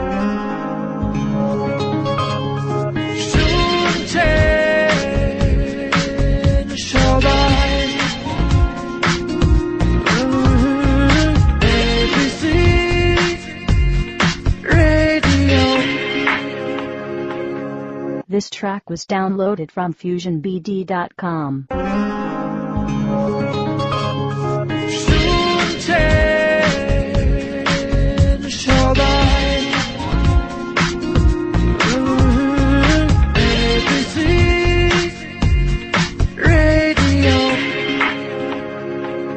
যাবো গ্রাম থেকে আমি কিভাবে বের হবো, আমি কিন্তু চিনি না সেটা। তো পরে আমি ওখানে রইলাম। পরে ও আমাকে অনেক রিকোয়েস্ট করে, ও আমার না যেন পা ধরছে এরকম রিকোয়েস্ট করে ওর বন্ধুকে কোনো, ও বাইরে চলে গেল, ওর বন্ধুকে পাঠিয়ে দিলাম। ওর বন্ধুকে আমি পা পর্যন্ত ধরছি যে ভাইয়া আমি আপনার বন্ধুর ওয়াইফ, আপনি এভাবে আমাকে ভোগ করতে পারেন না।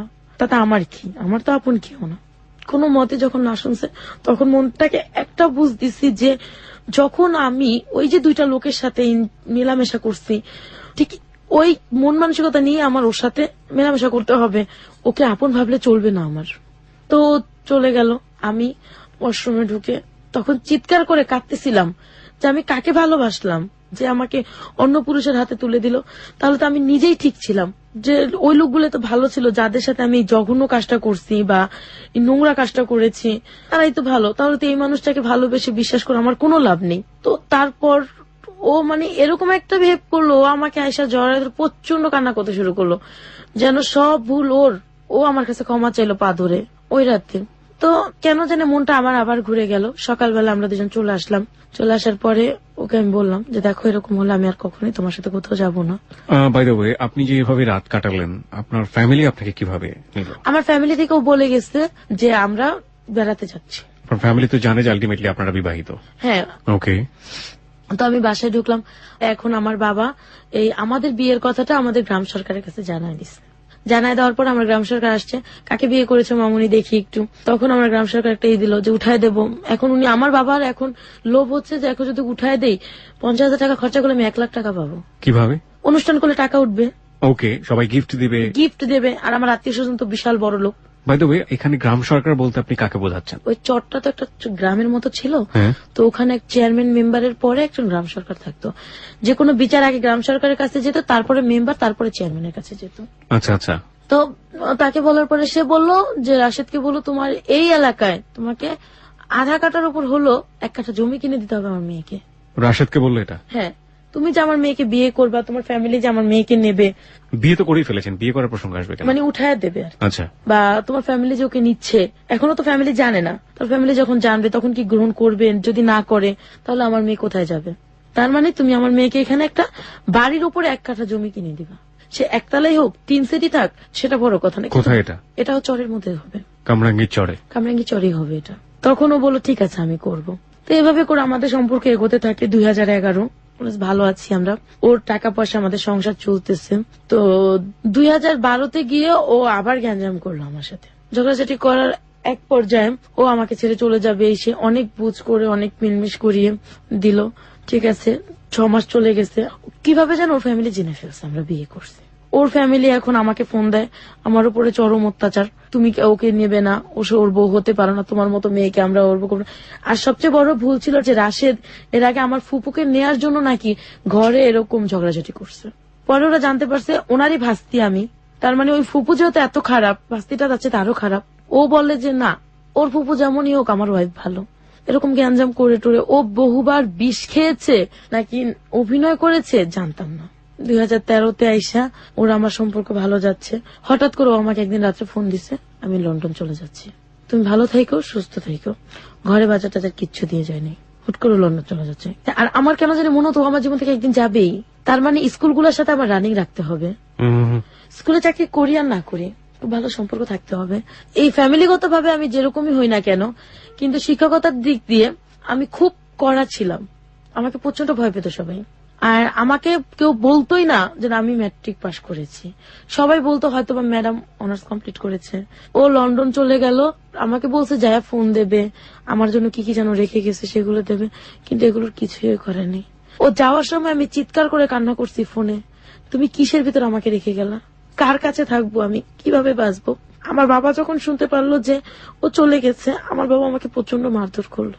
আমাকে এখন দেখতে পারে না, আমি টাকা পয়সা দিতে পারি না। বাবা কি তখন কোনো কাজ করছে? কোনো কাজ করতেছে না, সে ওই জুয়াই খেলে। জুয়াই খেলে আর ঘরে বসে বসে খায়? ঘরে বসে বসে খায়, মানে আপনি যা নিয়ে আসেন সেটা যা নিয়ে আসতেছি তাই খাচ্ছে, কোনো কাজ নেই তার। এবং তার কোনো লজ্জাও নেই সেটার জন্য, মানে পস্তানো বোধটা ওর নাই। ওনার বয়স কেমন ছিল, মানে লাইক উনি কাজ করতে পারতেন, এই সামর্থ্য ছিল শরীরে? হ্যাঁ, 45। ওকে। আর তার একটা সবচেয়ে বদ অভ্যাস ছিল, সে যে কোনো দোকানে ঋণ করবে। একসময় দেখলাম কি ঋণের মাত্রা এত হারে বেড়ে গেছে, 3.5 লক্ষ টাকার মতো দেনা হয়ে গেছি আমি। আপনি মানে আপনার কাজের জন্য নাকি বাবা দিনা করে আছে? মানে উনি করে করে আমার নাম দিয়ে আসে, মেয়ে বেতন পেলে দিয়ে দেবো, মেয়ের জামাই দিয়ে দেবে, সবাই তো আমাকে চেনে। কি কিন্তু? সিগারেট এইটা সেইটা, এই হাবি যাবি। দেখা যায় কোনোদিন রাশিদের বাজার দিতে লেট হয়েছে, একবেলা চাল নাই, ওই চালটা এটা সেটা আনতো। 2013-তে রাশেদ চলে আসলো দেশে, আসার পরে ও আমাকে বললো আমার বোনটার ইউকে থেকে চলে আসলো। কি করতে গিয়েছিল ওখানে সেটা আমি জানি না, 16 দিনের মাথায় চলে আসছে। ও কি গিয়েছে না কি আমি তাও বলতে পারবো না, ওর সাথে আমার কোনো যোগাযোগ হয়নি এই 16 দিন। এই 16 দিন ওকে ফোন দিল, ওর ভাই রিসিভ করে আমাকে বকাঝকা করতো। এই 16 দিনের মধ্যে বাইরে থেকে কোনো ফোন করেছিল আপনাকে? ও আমাকে কোনো ফোনও দেয়নি। ও বলেছিল ফ্যামিলির লোক নাকি আমাকে যোগাযোগ করবে, আমার এই 16 দিনের বাজার টাজার দিয়ে যাবে, ওর এক বোন যাবে, কিন্তু কেউ আমাকে কিছুই করেনি। তো অনেক কষ্ট, অনেক ঋণ টিন করে যে এই 16 দিন চললাম, তাও আমি কোনো খারাপ পথে যাইনি। আবার স্কুলে জব শুরু করলাম। তারপরে 2013-তে ওর 21শে ফেব্রুয়ারিতে ওর সাথে আমার সাথে একটা মিথ্যে কথা নিয়ে ঝগড়া লেগে গেল। ও বলছে আমি ছেলেদের সাথে ঘুরতে গেছি, কিন্তু আমি ছেলেদের সাথে না, আমি বাবা মার সাথে ঘুরতে গেছি। ও আমাকে মিথ্যে বলে ও আমার জীবন থেকে একেবারের জন্য চলে গেল। চলে তো গেছে ভালো কথা, ও পাশের প্রতিবেশী যারা ছিল, যাদের সাথে ওর পরিচয় ছিল, ওদের সাথে আমাদের একটা ঝগড়া লাগাই দিয়ে গেছে। এমন ভাবে ঝগড়া লাগাইছে যে আমি মানিজ্জত নিয়ে যে ঘরে থাকবো সেই পরিস্থিতিটাও রাখে নাই। আমাকে আমার বাবা প্রচন্ড মারধর করে আমার শরীর ফেটে রক্ত বেরোচ্ছে, ঘরের ভিতরে আটকে রাখছে। পরের দিন সকালে আমার মা আমাকে ঘর থেকে বের করে দিচ্ছে। বের করে দেওয়ার পরে আমার বাবা আমাকে কোনো ফোন দিত না, কথা বলতো না আমার সাথে। কোথায় গেলেন আপনি? ওখান থেকে আমি চলে গেছি তরিকুল স্যারের কাছে। তরিকুল স্যার আমাকে স্কুলে জব নিয়ে দিল, এখন থাকার ব্যবস্থা তো সে করে দেবে না। খুঁজতে খুঁজতে একটা বাড়ি পেলাম, যে বাড়িতে নাকি লজিং থাকে, কিন্তু অরিজিনালি আমি যাওয়ার পরে যেটা দেখলাম যে ওই বাড়িতে কোনো লজিং থাকা হয় না, ওই বাড়িতে ফেন্সিডিলের বিজনেস হয়। আমি ওই বাড়িতে উঠলাম, আমি সকালে যেতাম, রাত্রে আসতাম। তো ওই দিক থেকে আমি মাকেও টাকা পাঠাতে হচ্ছে আমার। তখনও বাবা কিছু করে না, আমি চলে আসার পরও। মা বাড়ি থেকে বের করে দিল, তারপর মাকে টাকা পাঠাচ্ছেন? হ্যাঁ, কারণ আমি যদি ওদের টাকা না পাঠাই, ভাই বোন গুলা কি খাবে, বাবা মা কি খাবে, এই সেন্সটা আমার সবসময় কাজ করতো। নয়তো বা আমি যে পথে চলে গেছি আমার বোনটা ওই পথে চলে যাবে। ওকে, তারপরে আমি ওখানে উঠলাম, ওঠার পরে দেখলাম যে পরিস্থিতি ভালো, 3-4টা মেয়ে থাকে ওইখানে, মহিলাটাও খুব ভালো, আমাকে খুব আদর করলো। 15 দিন বাদে আমি দেখতে পেলাম ওরা যেন কি করে রুমের ভিতর। ওনার যে 2টা ছেলে ছিল আর ছেলের একটা বন্ধু ছিল, তারপর একটা ছেলে থাকতো এখানে। 4টা রুম ছিল, তো একটা রুম আমি 2টা মেয়েকে নিয়ে থাকতাম, আরেকটা রুম স্বামী স্ত্রী থাকতাম, আরেকটা রুম গেস্ট রুম ছিল, আরেকটাও ছেলেরা বন্ধু নিয়ে থাকতাম। তা আমি প্রথম এগুলো খেয়াল করতাম না, কারণ আমি সকালে যেতাম, বিকেলে আসতাম, আমি স্কুলে জব করতেছি, টিউশনি করতেছি। তো ওদের এই জিনিসগুলো আমি 15-16 দিন পরে খেয়াল করি যে ওই মেয়েরা ওই গেস্ট রুমটার ভিতরে কি করে। তারপরে দেখা যায় যে ছেলেগুলো কি করে, এগুলা বোতল, ছোট ছোট বোতলগুলো কিসের, কারণ এই সমস্ত জিনিসের সাথে আমি আগে থেকে পরিচিত না। এগুলো জানার পরে আমি আস্তে আস্তে ওদের সম্পর্কে ডিটেলস খোঁজ নিতে থাকি। আমি ওদের সাথে খুব ফ্রি হয়ে যাই। ওরা তখন বলল ওইখানে ওদের নোংরা কাজ চলে, আর ছেলেগুলো ফেন্সিডিলের বিজনেস করে। এরপরে ওর যে দেবরটা, ওর দেবরের সাথে আমার খুব ভালো একটা সম্পর্ক হয়ে যায়, বন্ধুর মতো। দেবরটা আমার কাছে সব স্বীকার করে। দেবরটা এরকমও আমাকে জানাইছে যে ওরা এরকম মেয়েদেরকে লজিং রেখে এই কাজগুলো করে, আমাকে দিয়েও করাবে। তো আমি এগুলো মানে বিশ্বাস করতে পারি নাই। ওরা করে কি, মেয়েদেরকে ঘুমের ওষুধ খাইয়ে তো এমন কিছু ডোজ দিয়ে দেয় যে ওগুলো মেয়েদেরকে যদি ওই রাতে এখান থেকে যদি মেরেও ফেলা হয়, মেয়েরা টের পাবে না, এরকম করা হয়। অথবা মেয়েদেরকে ঘুরতে যাওয়ার নাম করে যশোর বেনাপোলে নিয়ে গিয়ে ওদের শরীরের সাথে বা বউ সাজিয়ে ব্যাগের ভিতরে পেন্সিল দিয়ে ওদেরকে আনা হয়। ওই যে ওর দেবরটা, ওর দেবরের সাথে আমি একদিন ঘুরতে ঘুরতে, এটা হচ্ছিল হচ্ছে রায়ের বাজার বুদ্ধিজীবীর গদি ঘরে। তো আমি রায়ের বাজার বুদ্ধিজীবীতে ঘুরতে গিয়ে আমার এরকমটি ছিল যে আমি সব শ্রেণীর লোকেদের সাথে খুব ভালোভাবে মিশতে পারি। তো আমি ওই র্যাবের সাথে পরিচয় হলো আমার। কিছু র্যাব ছিল এখানে, আমার চিন্তা ভাবনা ছিল আমি প্রশাসনের সাহায্য নেব, ওরা যেহেতু আমাকে এরকম করবে। র্যাবের সাথে পরিচিত হলাম, কথা বললাম। তো ওর ভিতরে একটা র্যাব ছিল, নাম ছিল শাকিল। তো ও খুব ভালো ছিল। আর একটা নাম ছিল শাহিন, আর একটা সাব্বির। তো সাব্বির আমাকে দেখে খুব পছন্দ করলো, ওরা আমার সাথে ফ্রেন্ডশিপ হয়ে গেল। 3-4 দিন পরে সাব্বিরকে আমি বললাম, সাব্বির এরকম এরকম হয়েছে, বাসায় ওরা পেন্সিল বিক্রি করতেছে, আমাকে ওরা বিক্রি করে দিতে চাচ্ছে। তো সংক্ষেপে ওদেরকে বলছি ওকে। আমার মোবাইল ছিল না, ওই মহিলার মোবাইলকে আমি আপা বলতাম, ওর নাম ছিল লাকি আপার নাম ছিল, লাকি আপার মোবাইলটা আমি বললাম। ওরা বলছে তোমার সাথে দেখা করি। তো সেই দিন বিকেলে আমাকে জানানো হলো যে আমাকে ওরা নাকি দৌলদিয়া নামে একটা ঘাট আছে, সেখানে ওরা 3.5 লক্ষ টাকা বিক্রি করে দিচ্ছে। তারপরে আরেক জায়গায় এই ঢাকাতে পুরানা পল্টনে ওদের এক মামার কাছে 75,000 টাকায় 15 দিনের জন্য বিক্রি করে দিচ্ছে। মাই গড। তো যেদিন রাত্রে আমাকে ওরা নিয়ে যাবে, আমি জানি না ওদিন রাত্রে আমাকে নিয়ে যাবে, ওর দেবরা এসে আমাকে বলতেছে যে তুমি যদি এখান থেকে না যাও, তুমি কালকে আর পৃথিবীতে সূর্য দেখবা না। কেন এরকম হয়েছে, তোমাকে ওরা নিয়ে যাবে দৌলতিয়া ঘাটে 15 দিন পরে, আর আজকে রাত্রে তোমাকে ওরা বলে নিয়ে যাবে। তো এর আগে আমি র্যাবকে বলে রাখছি সবকিছু, এরকম এরকম করবে ওরা, তুমি আমাকে প্লিজ বাঁচাও। তো সকালবেলা আমি শুনলাম ওরা আমাকে বলছে, জানিস তোর ভাইয়া তো পুরানা পল্টন গেছে, ওর হাজবেন্ড আবার ওর সাথে রাগ করে চলে গেছে। তো তোর ভাই তো চলে গেছে, তো ভাইকে আমরা আনতে যাবো পুরানা পল্টন, তুই কি যাবি আমাদের সাথে? আমি বললাম দেখি কি করতে পারি। এর মধ্যে ওই র্যাবকে ফোন দিচ্ছে ওই লোকের নাম হচ্ছে মিন্টু। মিন্টু ফোন দিয়ে বলছে ওকে কিন্তু নিয়ে যাবে একটু পরে। ঘন্টাখানিকের মধ্যে ওরা ওইখানে ফোর্স নিয়ে চলে গেছে। যাওয়ার পরে এখানে বলতেছে কি হচ্ছে, এখানে কিছুই হচ্ছে না, ঘর চেক করবো। ওরা প্রায় 50 বোতলের মতো ফেন্সিডিল পেয়েছে। মানে এরকম একটা মুহূর্ত আসছে যে ওর ঘরে ওর গেস্ট আছে মেয়েদের সাথে, ওই অবস্থা ওকে ধরছে। মিন্টু আবার সকালেই চলে গেছে, ওই খবর দিয়ে চলে গেছে। ওরা আমাকে নিয়ে উত্তরা চলে গেল, ওই র্যাব উত্তরে গিয়ে মিন্টুর হাতে দিয়ে দিল। মিন্টু আবার আমার ফ্যামিলিকে জানাইলো, আমার বাবা বলছে ওই মেয়েকে কোনোদিন ঘরে তুলবা না। তাই আমার মা সেদিন আমাকে গ্রহণ করে নেয়নি। মিন্টু আমাকে এক রাত ওর এক ফ্রেন্ডের বাসায় রাখছে, খুব ভদ্রভাবে খুব সম্মানের সাথে রাখছে, ওর ওয়াইফ বলে। ও ছিল না, ও বলছে আমি রেখেছি, আমি একটু ঢাকার বাইরে যাচ্ছি। পরের দিন ও এই কামরাঙ্গি চরে এসে জালুয়ারি চৌরাস্তা আছে একটা, ওখানে এসে আমার জন্য বাসা খুঁজে বের করছে একদিনে। আমি এখানে উঠলাম। তারপরে একদিন আমার মা আমাকে ফোন দিয়ে খুব কান্নাকাটি করতেছে, 2013 এপ্রিলে খুব কান্নাকাটি করতেছে, ঘরে খাবার নেই না সেটা। তো পরে আমি কি করবো, আমার কাছে তখন টাকা ছিল, আমি ওকে টাকা দিয়ে দিলাম, ওরা খাবার টাবারই করছে। প্রতি মাসে টিউশনি করে যে টাকা বেতন পাই ওর থেকে ওদেরকে দিয়ে দিই, ওর থেকে আমি রাখি। আমার ঘর ভাড়া বেশি ছিল না, এক রুম তো 2,000 টাকা ছিল। আমি কষ্ট করে চলতাম, ওদেরকে আমি কষ্ট দিতে দিতাম না। আমার বাবা অসুস্থ ছিল, তাকে আমি চিকিৎসা টাকা দিয়েছি, ভাই বোনদেরকে দেখেছি। দেখার পরে দেখা যায় কি আমি না কেমন যেন একটা দিন দিন এই যে রোদ্রে ঘুরতে, তারপরে এগুলো করতে করতে বৃষ্টিতে ভিজে আমি অসুস্থ হয়ে পড়ছি। এখন আমি ওই বাসায় থাকতে পারতেছি না, বাসা চেঞ্জ করে ফেললাম। বাসা চেঞ্জ করে আরেক বাসায় গেছি, সেখানে আমি খুব অসুস্থ। এর ভিতরে এক স্কুল টিচারের সাথে আমার পরিচয় হয়েছে, তার বয়স 50-এর উপরে। তো ভালোই কথাটা বলতো, ফোন টোন দিত না, কম কথা বলতাম। তো ওনার সাথে জাস্ট এমনি কথাটা হইতো, দেখা করতো আমার সাথে। উনি একদিন আমাকে বিয়ের প্রস্তাব দিল, আমি রাজি হইনি। এই 50 লোক? হ্যাঁ, রাজি হইনি। পরে আমি না দিন দিন অসুস্থ হয়ে পড়লাম। অসুস্থ হয়ে পড়ে বাবা মার ঘাড়ে গিয়ে উঠলাম, ওখানে আমি ডাক্তার দেখালাম, নিঃশ্বাসে প্রবলেম হয়তো, আমি নিঃশ্বাস চাতে পারতাম না, আর লিভার একটু সমস্যা হয়েছে। মানে এগুলো তো আমার টাকায় হতো, আমার ফ্যামিলিকেও খরচা দিতাম ওই অসুস্থ অবস্থা, আমার টাকা যেটা জমানো ছিল আর কি ওটাতেই হয়তো। তো ওই লোক আমার এই অবস্থা দেখে আমার মামা, মানে এই যে গ্রাম সরকার, তার কাছে বিয়ের প্রস্তাব দিল। কোন লোক? যে লোকটা স্কুল টিচার ছিল, 50-এর ঊর্ধ্বে বয়স ছিলেন, যে লোক নাম ছিল তাহির। সে আপনার গ্রাম সরকার পর্যন্ত পৌঁছালো কিভাবে? ওই এলাকারই সে স্কুল টিচার। ওকে। তো ওই হিসেবে সে বলছে, আর আমাদের সম্পূর্ণ দায়িত্ব ওই গ্রাম সরকার নিয়েছিল। তো ওনার কাছে বিয়ের প্রস্তাব দিল, আমাকে জিজ্ঞাসা করা হলো, তখন তো আমি খুব অসুস্থ, আমার একজনের হেল্প চাই, বাবা মা আমাকে রাখবে না। আমি বাবা মাকে বললাম, দেখো তো অনেক বয়স্ক, কিভাবে কি হয়। বাবা বললো, না সমস্যা নেই, মানে ডাইরেক্টলি বললো বয়স্ক লোক নাকি বউ ভালোবাসে বেশি। আপনার বাবা আপনাকে এটা বললো? আমার বাবা মাকে বলছে। আপনার বাবার তখন বয়স কত? 45। বাবার বয়স 45, বাবার জামাই হবে 50 ঊর্ধ্ব। হ্যাঁ, তো এর ভিতরেই মা বলছে যে গ্রাম সরকারের খোঁজ খবর নিতে। উনি কি খোঁজ খবর নিচ্ছে আমি জানি না। ঠিক এক সপ্তাহের মাথায় আমার বিয়ে দিয়ে দিল, 7ই আগস্ট 2013। তো পরবর্তীতে প্রিয় শ্রোতা, this is not story of চিনি কম। আপনারা নিশ্চয়ই অমিতাভ বচ্চনের সেই ছবিটা দেখেছেন। অমিতাভ বচ্চন এবং টাবুর ছবি ছিল চিনি কম, আমার অনেক পছন্দের একটা ছবি। লাইফে এই ঘটনা ঘটে, বাট এত সুইট এত ঘটে না, এটাই রিয়েলিটি।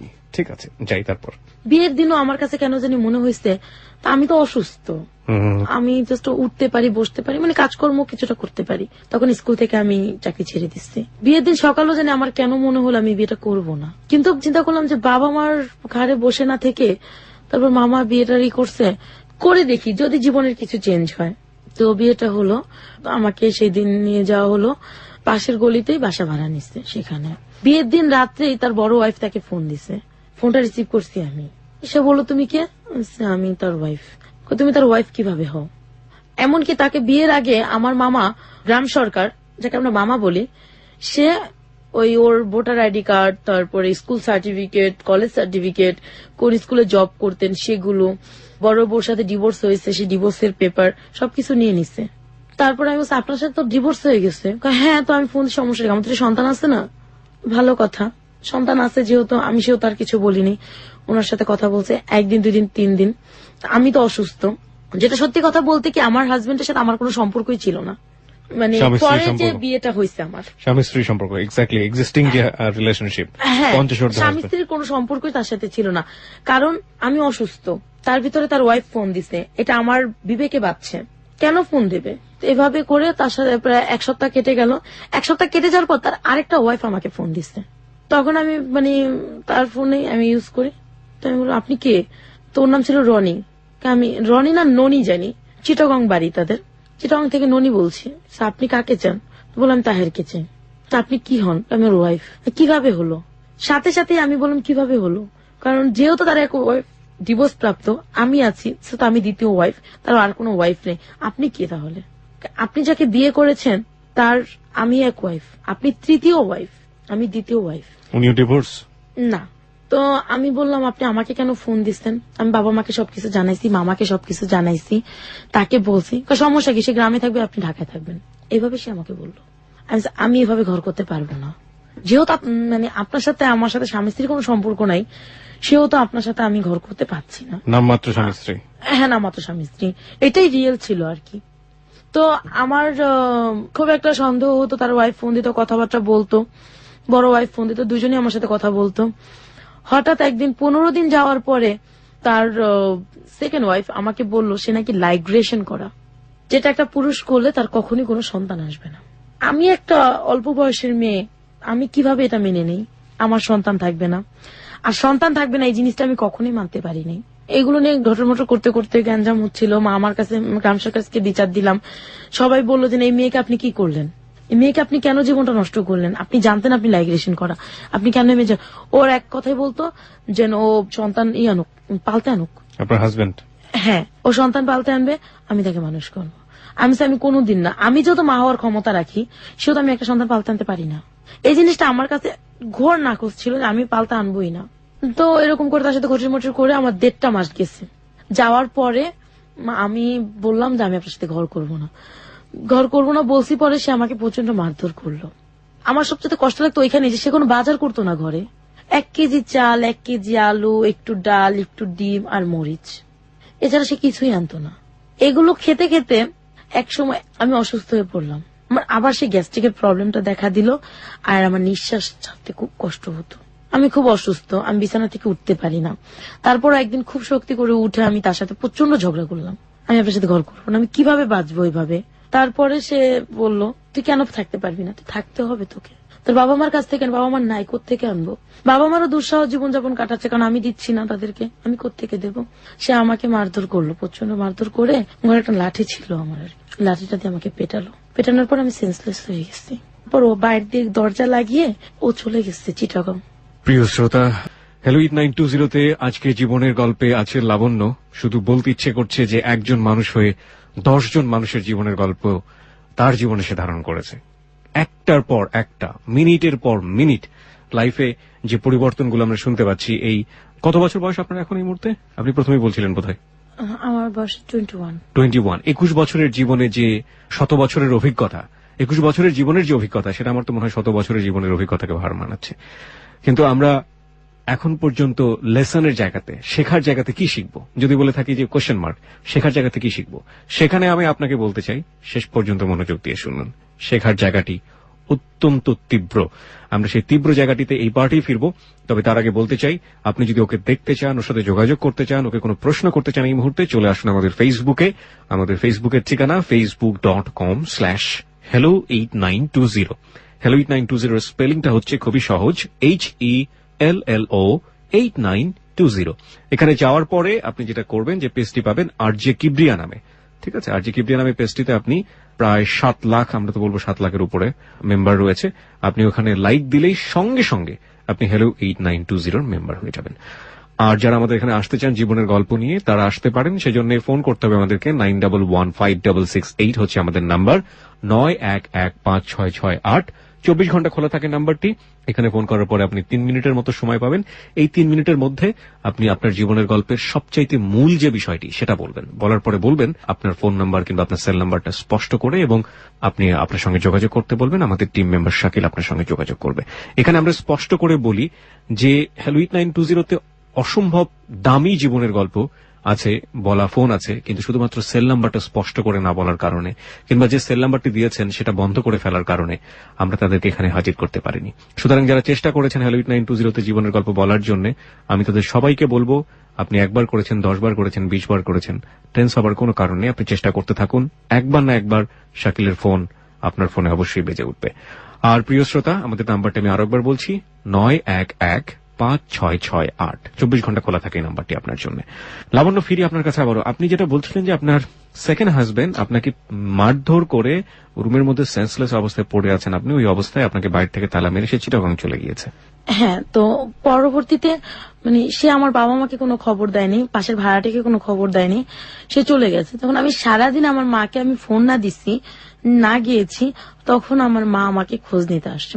আসার পর দেখে আমার দরজা লাগানো, সে ভাবছে আমি বাইরে গেছি, দ্বিতীয়বার চলে গেছে। কিন্তু সবচেয়ে আশ্চর্যজনক বিষয় হচ্ছিল যে আমার বাবা তখন একটা সমিতির সাথে যুক্ত ছিল, সেই সমিতিটা ছিল আমার ফ্ল্যাটের পাশের ফ্ল্যাটে। কিন্তু আমার বাবা ওই যে দরজা তালা মারা দেখছে, সেজন্য যেতে পারেনি। আমার হাজবেন্ড যে ভাড়াটার চাবি দিয়ে গেছিল, এটা আবার তারা জানতো না। ভাড়াটা বলছে আমিও বেরিয়েছি, হাজবেন্ডও বেরিয়েছে, তাই হাজবেন্ড চাবি দিয়ে গেছে। তো চাবি দেওয়ার সময় তাকে কিছু বলে যায়নি যে ঘরের মধ্যে আপনি আছেন? না, সে চাবি দিয়ে চলে গেছে, আমি বাইরে চলে যাচ্ছি, তার মানে তার আগে আমি চলে গেছি, এরকমটা একটা মিনিং করে গেছে। পরে উনি জিজ্ঞাসা করছে কোথায়, জানি না, মনে হয় কোথাও গেছে। আমার মা কিভাবে যেন বলতেছে কি ওর ঘরে তাহলে আমার কিছু বাটি আছে, বাটিগুলো নেব। আমি তার আগের দিন সারাদিনে না খাওয়া, সে বাইরে গিয়ে খেয়ে আসতো, আমার জন্য খাবার আনতো না। আপনার হাজবেন্ড? হ্যাঁ। তো আমি সেই দিনও সারাদিন সেন্সলেস। তো মা সন্ধ্যাবেলা ঢুইকা দেখে, আমাকে দেখে একটা চিৎকার করছে, এক চিৎকার আমার বাবা মা সব চলে, বাবা পাশের ফ্ল্যাটে ছিলেন, সে তার ভাড়াটা সব চলে আসছে। আসার পর ওইখানে আমাকে সুস্থ করে আমাকে ওইখান থেকে বাড়ি নিয়ে যায়। এরপর আর কোন দিন, ওই দিন থেকে সেপ্টেম্বর অক্টোবর থেকে এই পর্যন্ত আমার হাজবেন্ডের সাথে আমার আর কোনো যোগাযোগ হয়নি। তার মানে কাকতালীয়ভাবে সেদিন যদি আপনার রুমে আপনার মা না ঢুকতেন, তাহলে আপনি ওখানে মারা যেতেন, নিহত পেত ওখানে। এরপর আমাকে বাসায় নিয়ে গেছে, আমার চিকিৎসা করাইছে। 27 রোজ আমাকে হসপিটাল থেকে বাসায় আনছে। ঈদের পরপরই আমি আবার আমার খোঁজে বের হয়ে গেছি। এই প্রথম আমার জীবনে, আমি যত অসুস্থ, শুধু আমার মা আমাকে সাপোর্ট দিল। তখন আমার বাবা আমাকে তখন পর্যন্ত নির্বাক হয়ে তাকায় দেখছে, শুধু আমাকে কোনো সাপোর্ট দেয়নি। আমি আমার মতো বের হয়ে গেছি, আমি ওই ঘরে থাকিনি। ঈদের পরপরে আমি বের হয়ে বাসা ভাড়া নিচ্ছি, নিয়ে আমার মতো চলে গেছি। চলে যাওয়ার পরে আমার এক ভাইয়া আমাকে বললো, আমি একটা বাসা চিনি, তুই তো এই লাইনে আছিস। ভাইয়া বুঝতে পারছিস আর কি, আছিস তুই আমার একটা বাসা চিনি, তুই ওখানে চল। ওখানে যাওয়ার পরে আমাকে ওই আন্টি দুটা লোকের সাথে পরিচয় করাই দিছে। প্রথম দিন যাওয়ার পরে সে আমাকে রাখে নাই, পরের দিন আমাকে বলছে তোকে ফোন দেবো, সে আমাকে ফোন দিছে। ফোন দেওয়ার পরে আমি গেছি, যাওয়ার পর একটা লোক, সে খুব ভালো চাকরি করে, একটা লোকের সাথে পরিচয় করাই দিছে। বলছে তুমি তাকে সময় দাও, সে তোমাকে খুশি করে দেবে। তখন কিন্তু আমি অভাবে অবস্থায়, অনটন অবস্থায়, বাবা মারও দুঃসহ অবস্থা। বাবা মা যে সমিতির সাথে আছে, বাবা সেই সমিতি টাকা আটকে গেছে, ঘরে চাল নেই, মা ফোন দিয়ে কান্নাকাটি করছে। মানে এত কষ্ট পেয়েছি যে মানে নিজে অশান্তিতে ছিলাম, কখনো বাবা মা ভাই বোনকে অশান্তি দেখায়নি, কষ্ট দেখায়নি। সেখানে আমি সময় কাটানোর পরে সেই দিন আমাকে ওরা দিয়েছে 2000 টাকা। আমি 1000 টাকা নিজের জন্য রাখছি, 1000 টাকা বাসায় পাঠিয়ে দিচ্ছি, ওরা ওদের মতো চলছে। এরপরে 3-4 দিন পরে আন্টি আমাকে আবার ডাকছে, তখন দেখা হয়েছে আমার সাথে এক ডক্টরের সাথে। এক ডক্টর, তখন সে মানে আমার সবকিছু শুনলো। তখন সে আমাকে বলল যে তুমি আমাকে কথা দাও যে তুমি কখনো অন্য কাউকে সময় দেবে না, তুমি আমাকেই সময় দেবে, এমনকি তোমার যা কিছু দরকার ভরণ পোষণ সম্পূর্ণ আমি দেব। নভেম্বর ডিসেম্বরের ঘটনা, সে এই কথাটা বলছে। বলার পরে আমি তার কথা বিশ্বাস করতাম না, তা আমি তো অনেককে দেখছি। তখন আন্টি আমাকে বলল তুমি ওর কথা বিশ্বাস করো। তখন এই দুইজন লোকের সাথে আমার ঘুরে ফিরে তাদেরকে সময় দিয়ে আমার সংসার টিকতো, এমনকি আমার ফ্যামিলি চলতো, এমনকি আমার স্কুলে শিক্ষকতাটাও চলতো। পরে দেখা গেছে যে তার কথা আমি আন্টির ভরসা পেয়ে আমি ওকে, আন্টি আমাকে, হ্যাঁ আমি তার বাসায় গিয়ে আমি একটা নোংরা পরিবেশে জড়াইছি আবার দ্বিতীয়বার, কিন্তু সে আমাকে নিজের মেয়ের চেয়ে বেশি ভালোবাসছে। সব সময় একটা ভালো ডিসিশন দিছে, ভালো কথা বলছে। এই আন্টির সাথে আপনার পরিচয় হলো কিভাবে?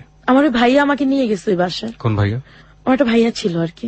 কোন ভাইয়া এটা? এটা আমাদের এলাকার একটা উনি ছেলে। আপনার সম্পর্কে এই ব্যাপারে জানতো যে যেহেতু উনি বাসাটা নিয়ে গেছে, মানে আপনার ওখানে একটা পারপাস সার্ভ হবে, তার মানে এই উনি ভাইয়া আমার এই ব্যাপারটাকে ধারণা করে আমাকে জিজ্ঞাসা করছে, আমি স্বীকার করছি তার কাছে। সেও আমাকে হেল্প করতো বিনা স্বার্থে।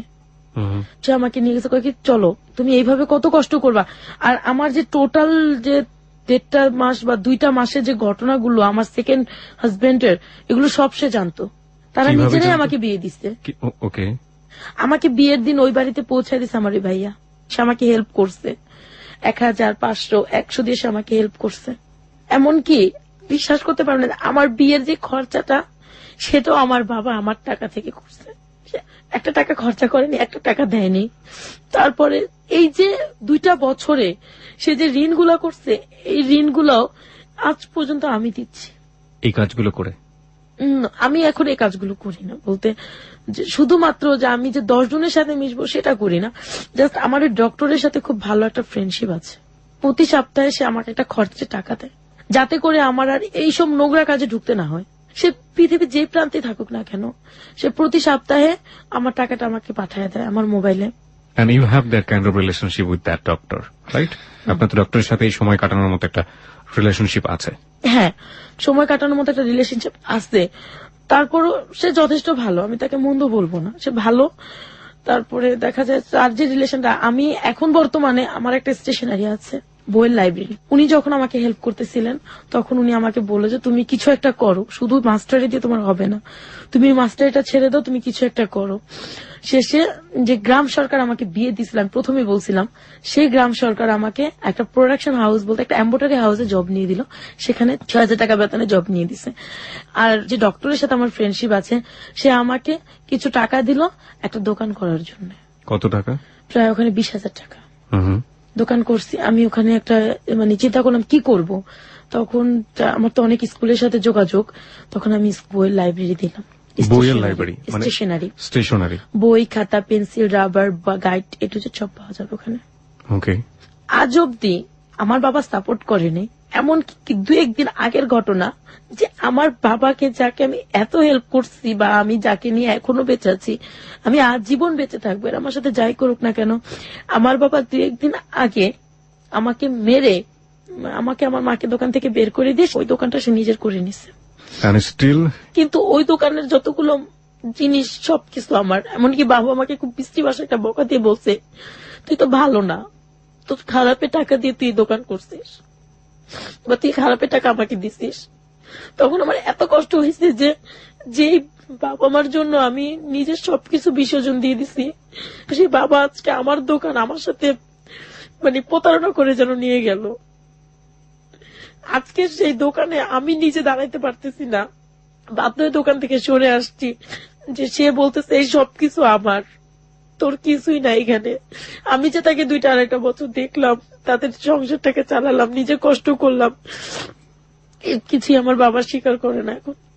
আর আমাকে যা তা বলে যে আমি ভালো না, আমি খারাপ। আমি খারাপ হয়েছি শুধুমাত্র এই ফ্যামিলিটাকে বাঁচানোর জন্য, শুধুমাত্র 2 মুঠো ভাত দেওয়ার জন্য। কি করবো, নয়তো বোনটা নষ্ট হয়ে যাবে, ভাইটা বকাইটা হয়ে যাবে, মার কারখানায় চাকরি করতে হবে।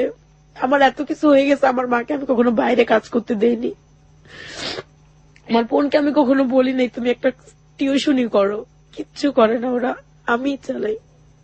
আর আজকে মানে 3টা বছর আমার বাবা বসে খাইছে, মানে আমার সংসারই ছিল। এখন যে দোকানটা আছে সে এখন ওই দোকানেই করে, আমার সাথে সে টোটালি যোগাযোগ বন্ধ করে দিচ্ছে। সে এখন আমার দোকান চালায়, সে তা দিয়ে সে নিজে চলে। আর আমি একটা প্রোডাকশন হাউসে জব করে মা বাবা ভাই বোন সবাই কিনে চলতেছি।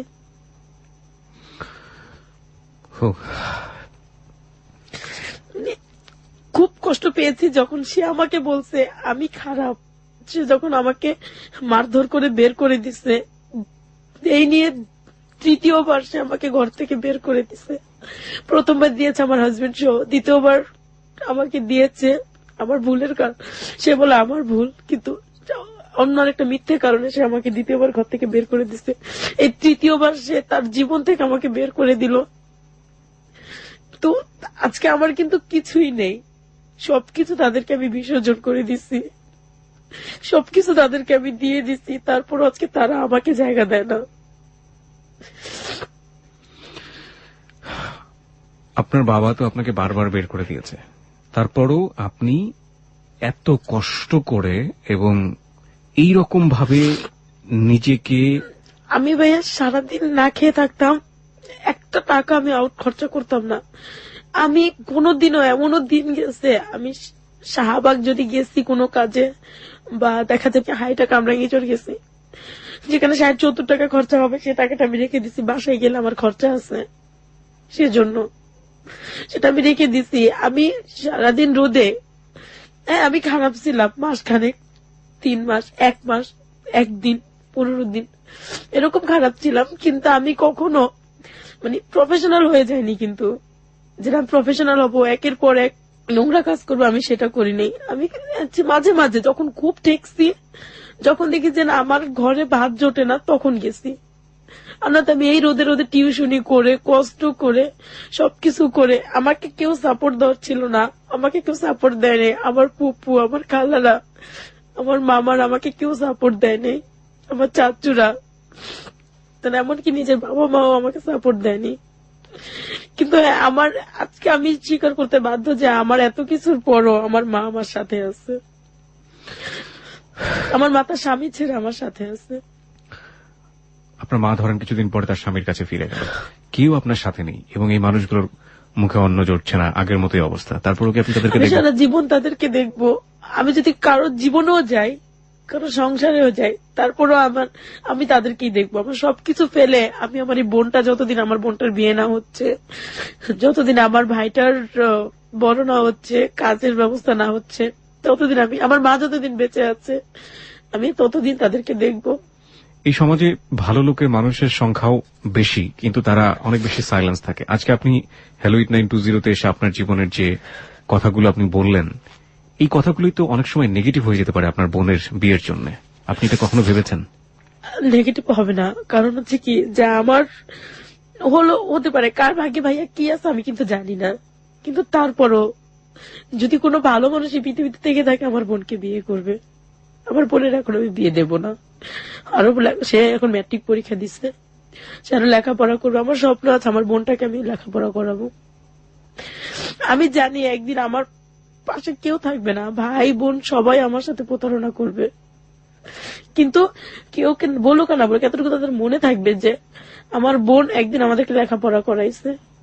আমার বাবা 3.5 লক্ষ টাকা দেনা ছিল, আমি তা দিছি। আমি আমার দোকানটা আমি লোন উঠায় করছি, 40,000 টাকা লোন উঠাইছি।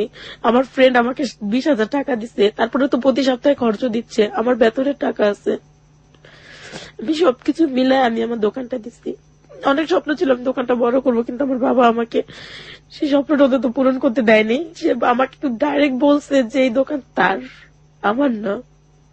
আমি বলেছিলাম যে অনেক দুর্বল হয়ে গেছে আসলে গল্প শুনতে শুনতে। কি শিখবো জীবনের গল্প থেকে, আজকের এই জীবনের গল্প থেকে, এবং সেই জন্য আমাদেরকে এ পর্যন্ত শুনতে হয়েছে। তার বাবা কি ভূমিকা পালন করেছে, চারপাশের পরিবেশ কি ভূমিকা পালন করেছে, তার পরিবার কি ভূমিকা পালন করেছে, এগুলো নিয়ে আমরা প্রশ্ন করি না, নাই বা করি, ঠিক আছে, এগুলো নিয়ে আমরা আলোচনার জায়গাতে নাই বা গেলাম। ওর একটা ভূমিকা আজকে আমাদেরকে অনেক কিছু শিখিয়েছে, সেটাকে আমি একটা প্রশ্নের মাধ্যমে ক্লিয়ার করে দিচ্ছি আপনাকে। আচ্ছা, আপনার প্রতি এত খারাপ আচরণ করলো, এত খারাপ আচরণ করলো, আপনি একের পর এক কষ্ট পাচ্ছেন, আগুনে পুড়ছেন, তারপর আপনি কেন মনে করেন যে আপনার বাবা বা আপনার ফ্যামিলিকে আপনি এত কষ্ট করে হলো, এত স্যাক্রিফাইস করে হলো আপনার দেখা উচিত?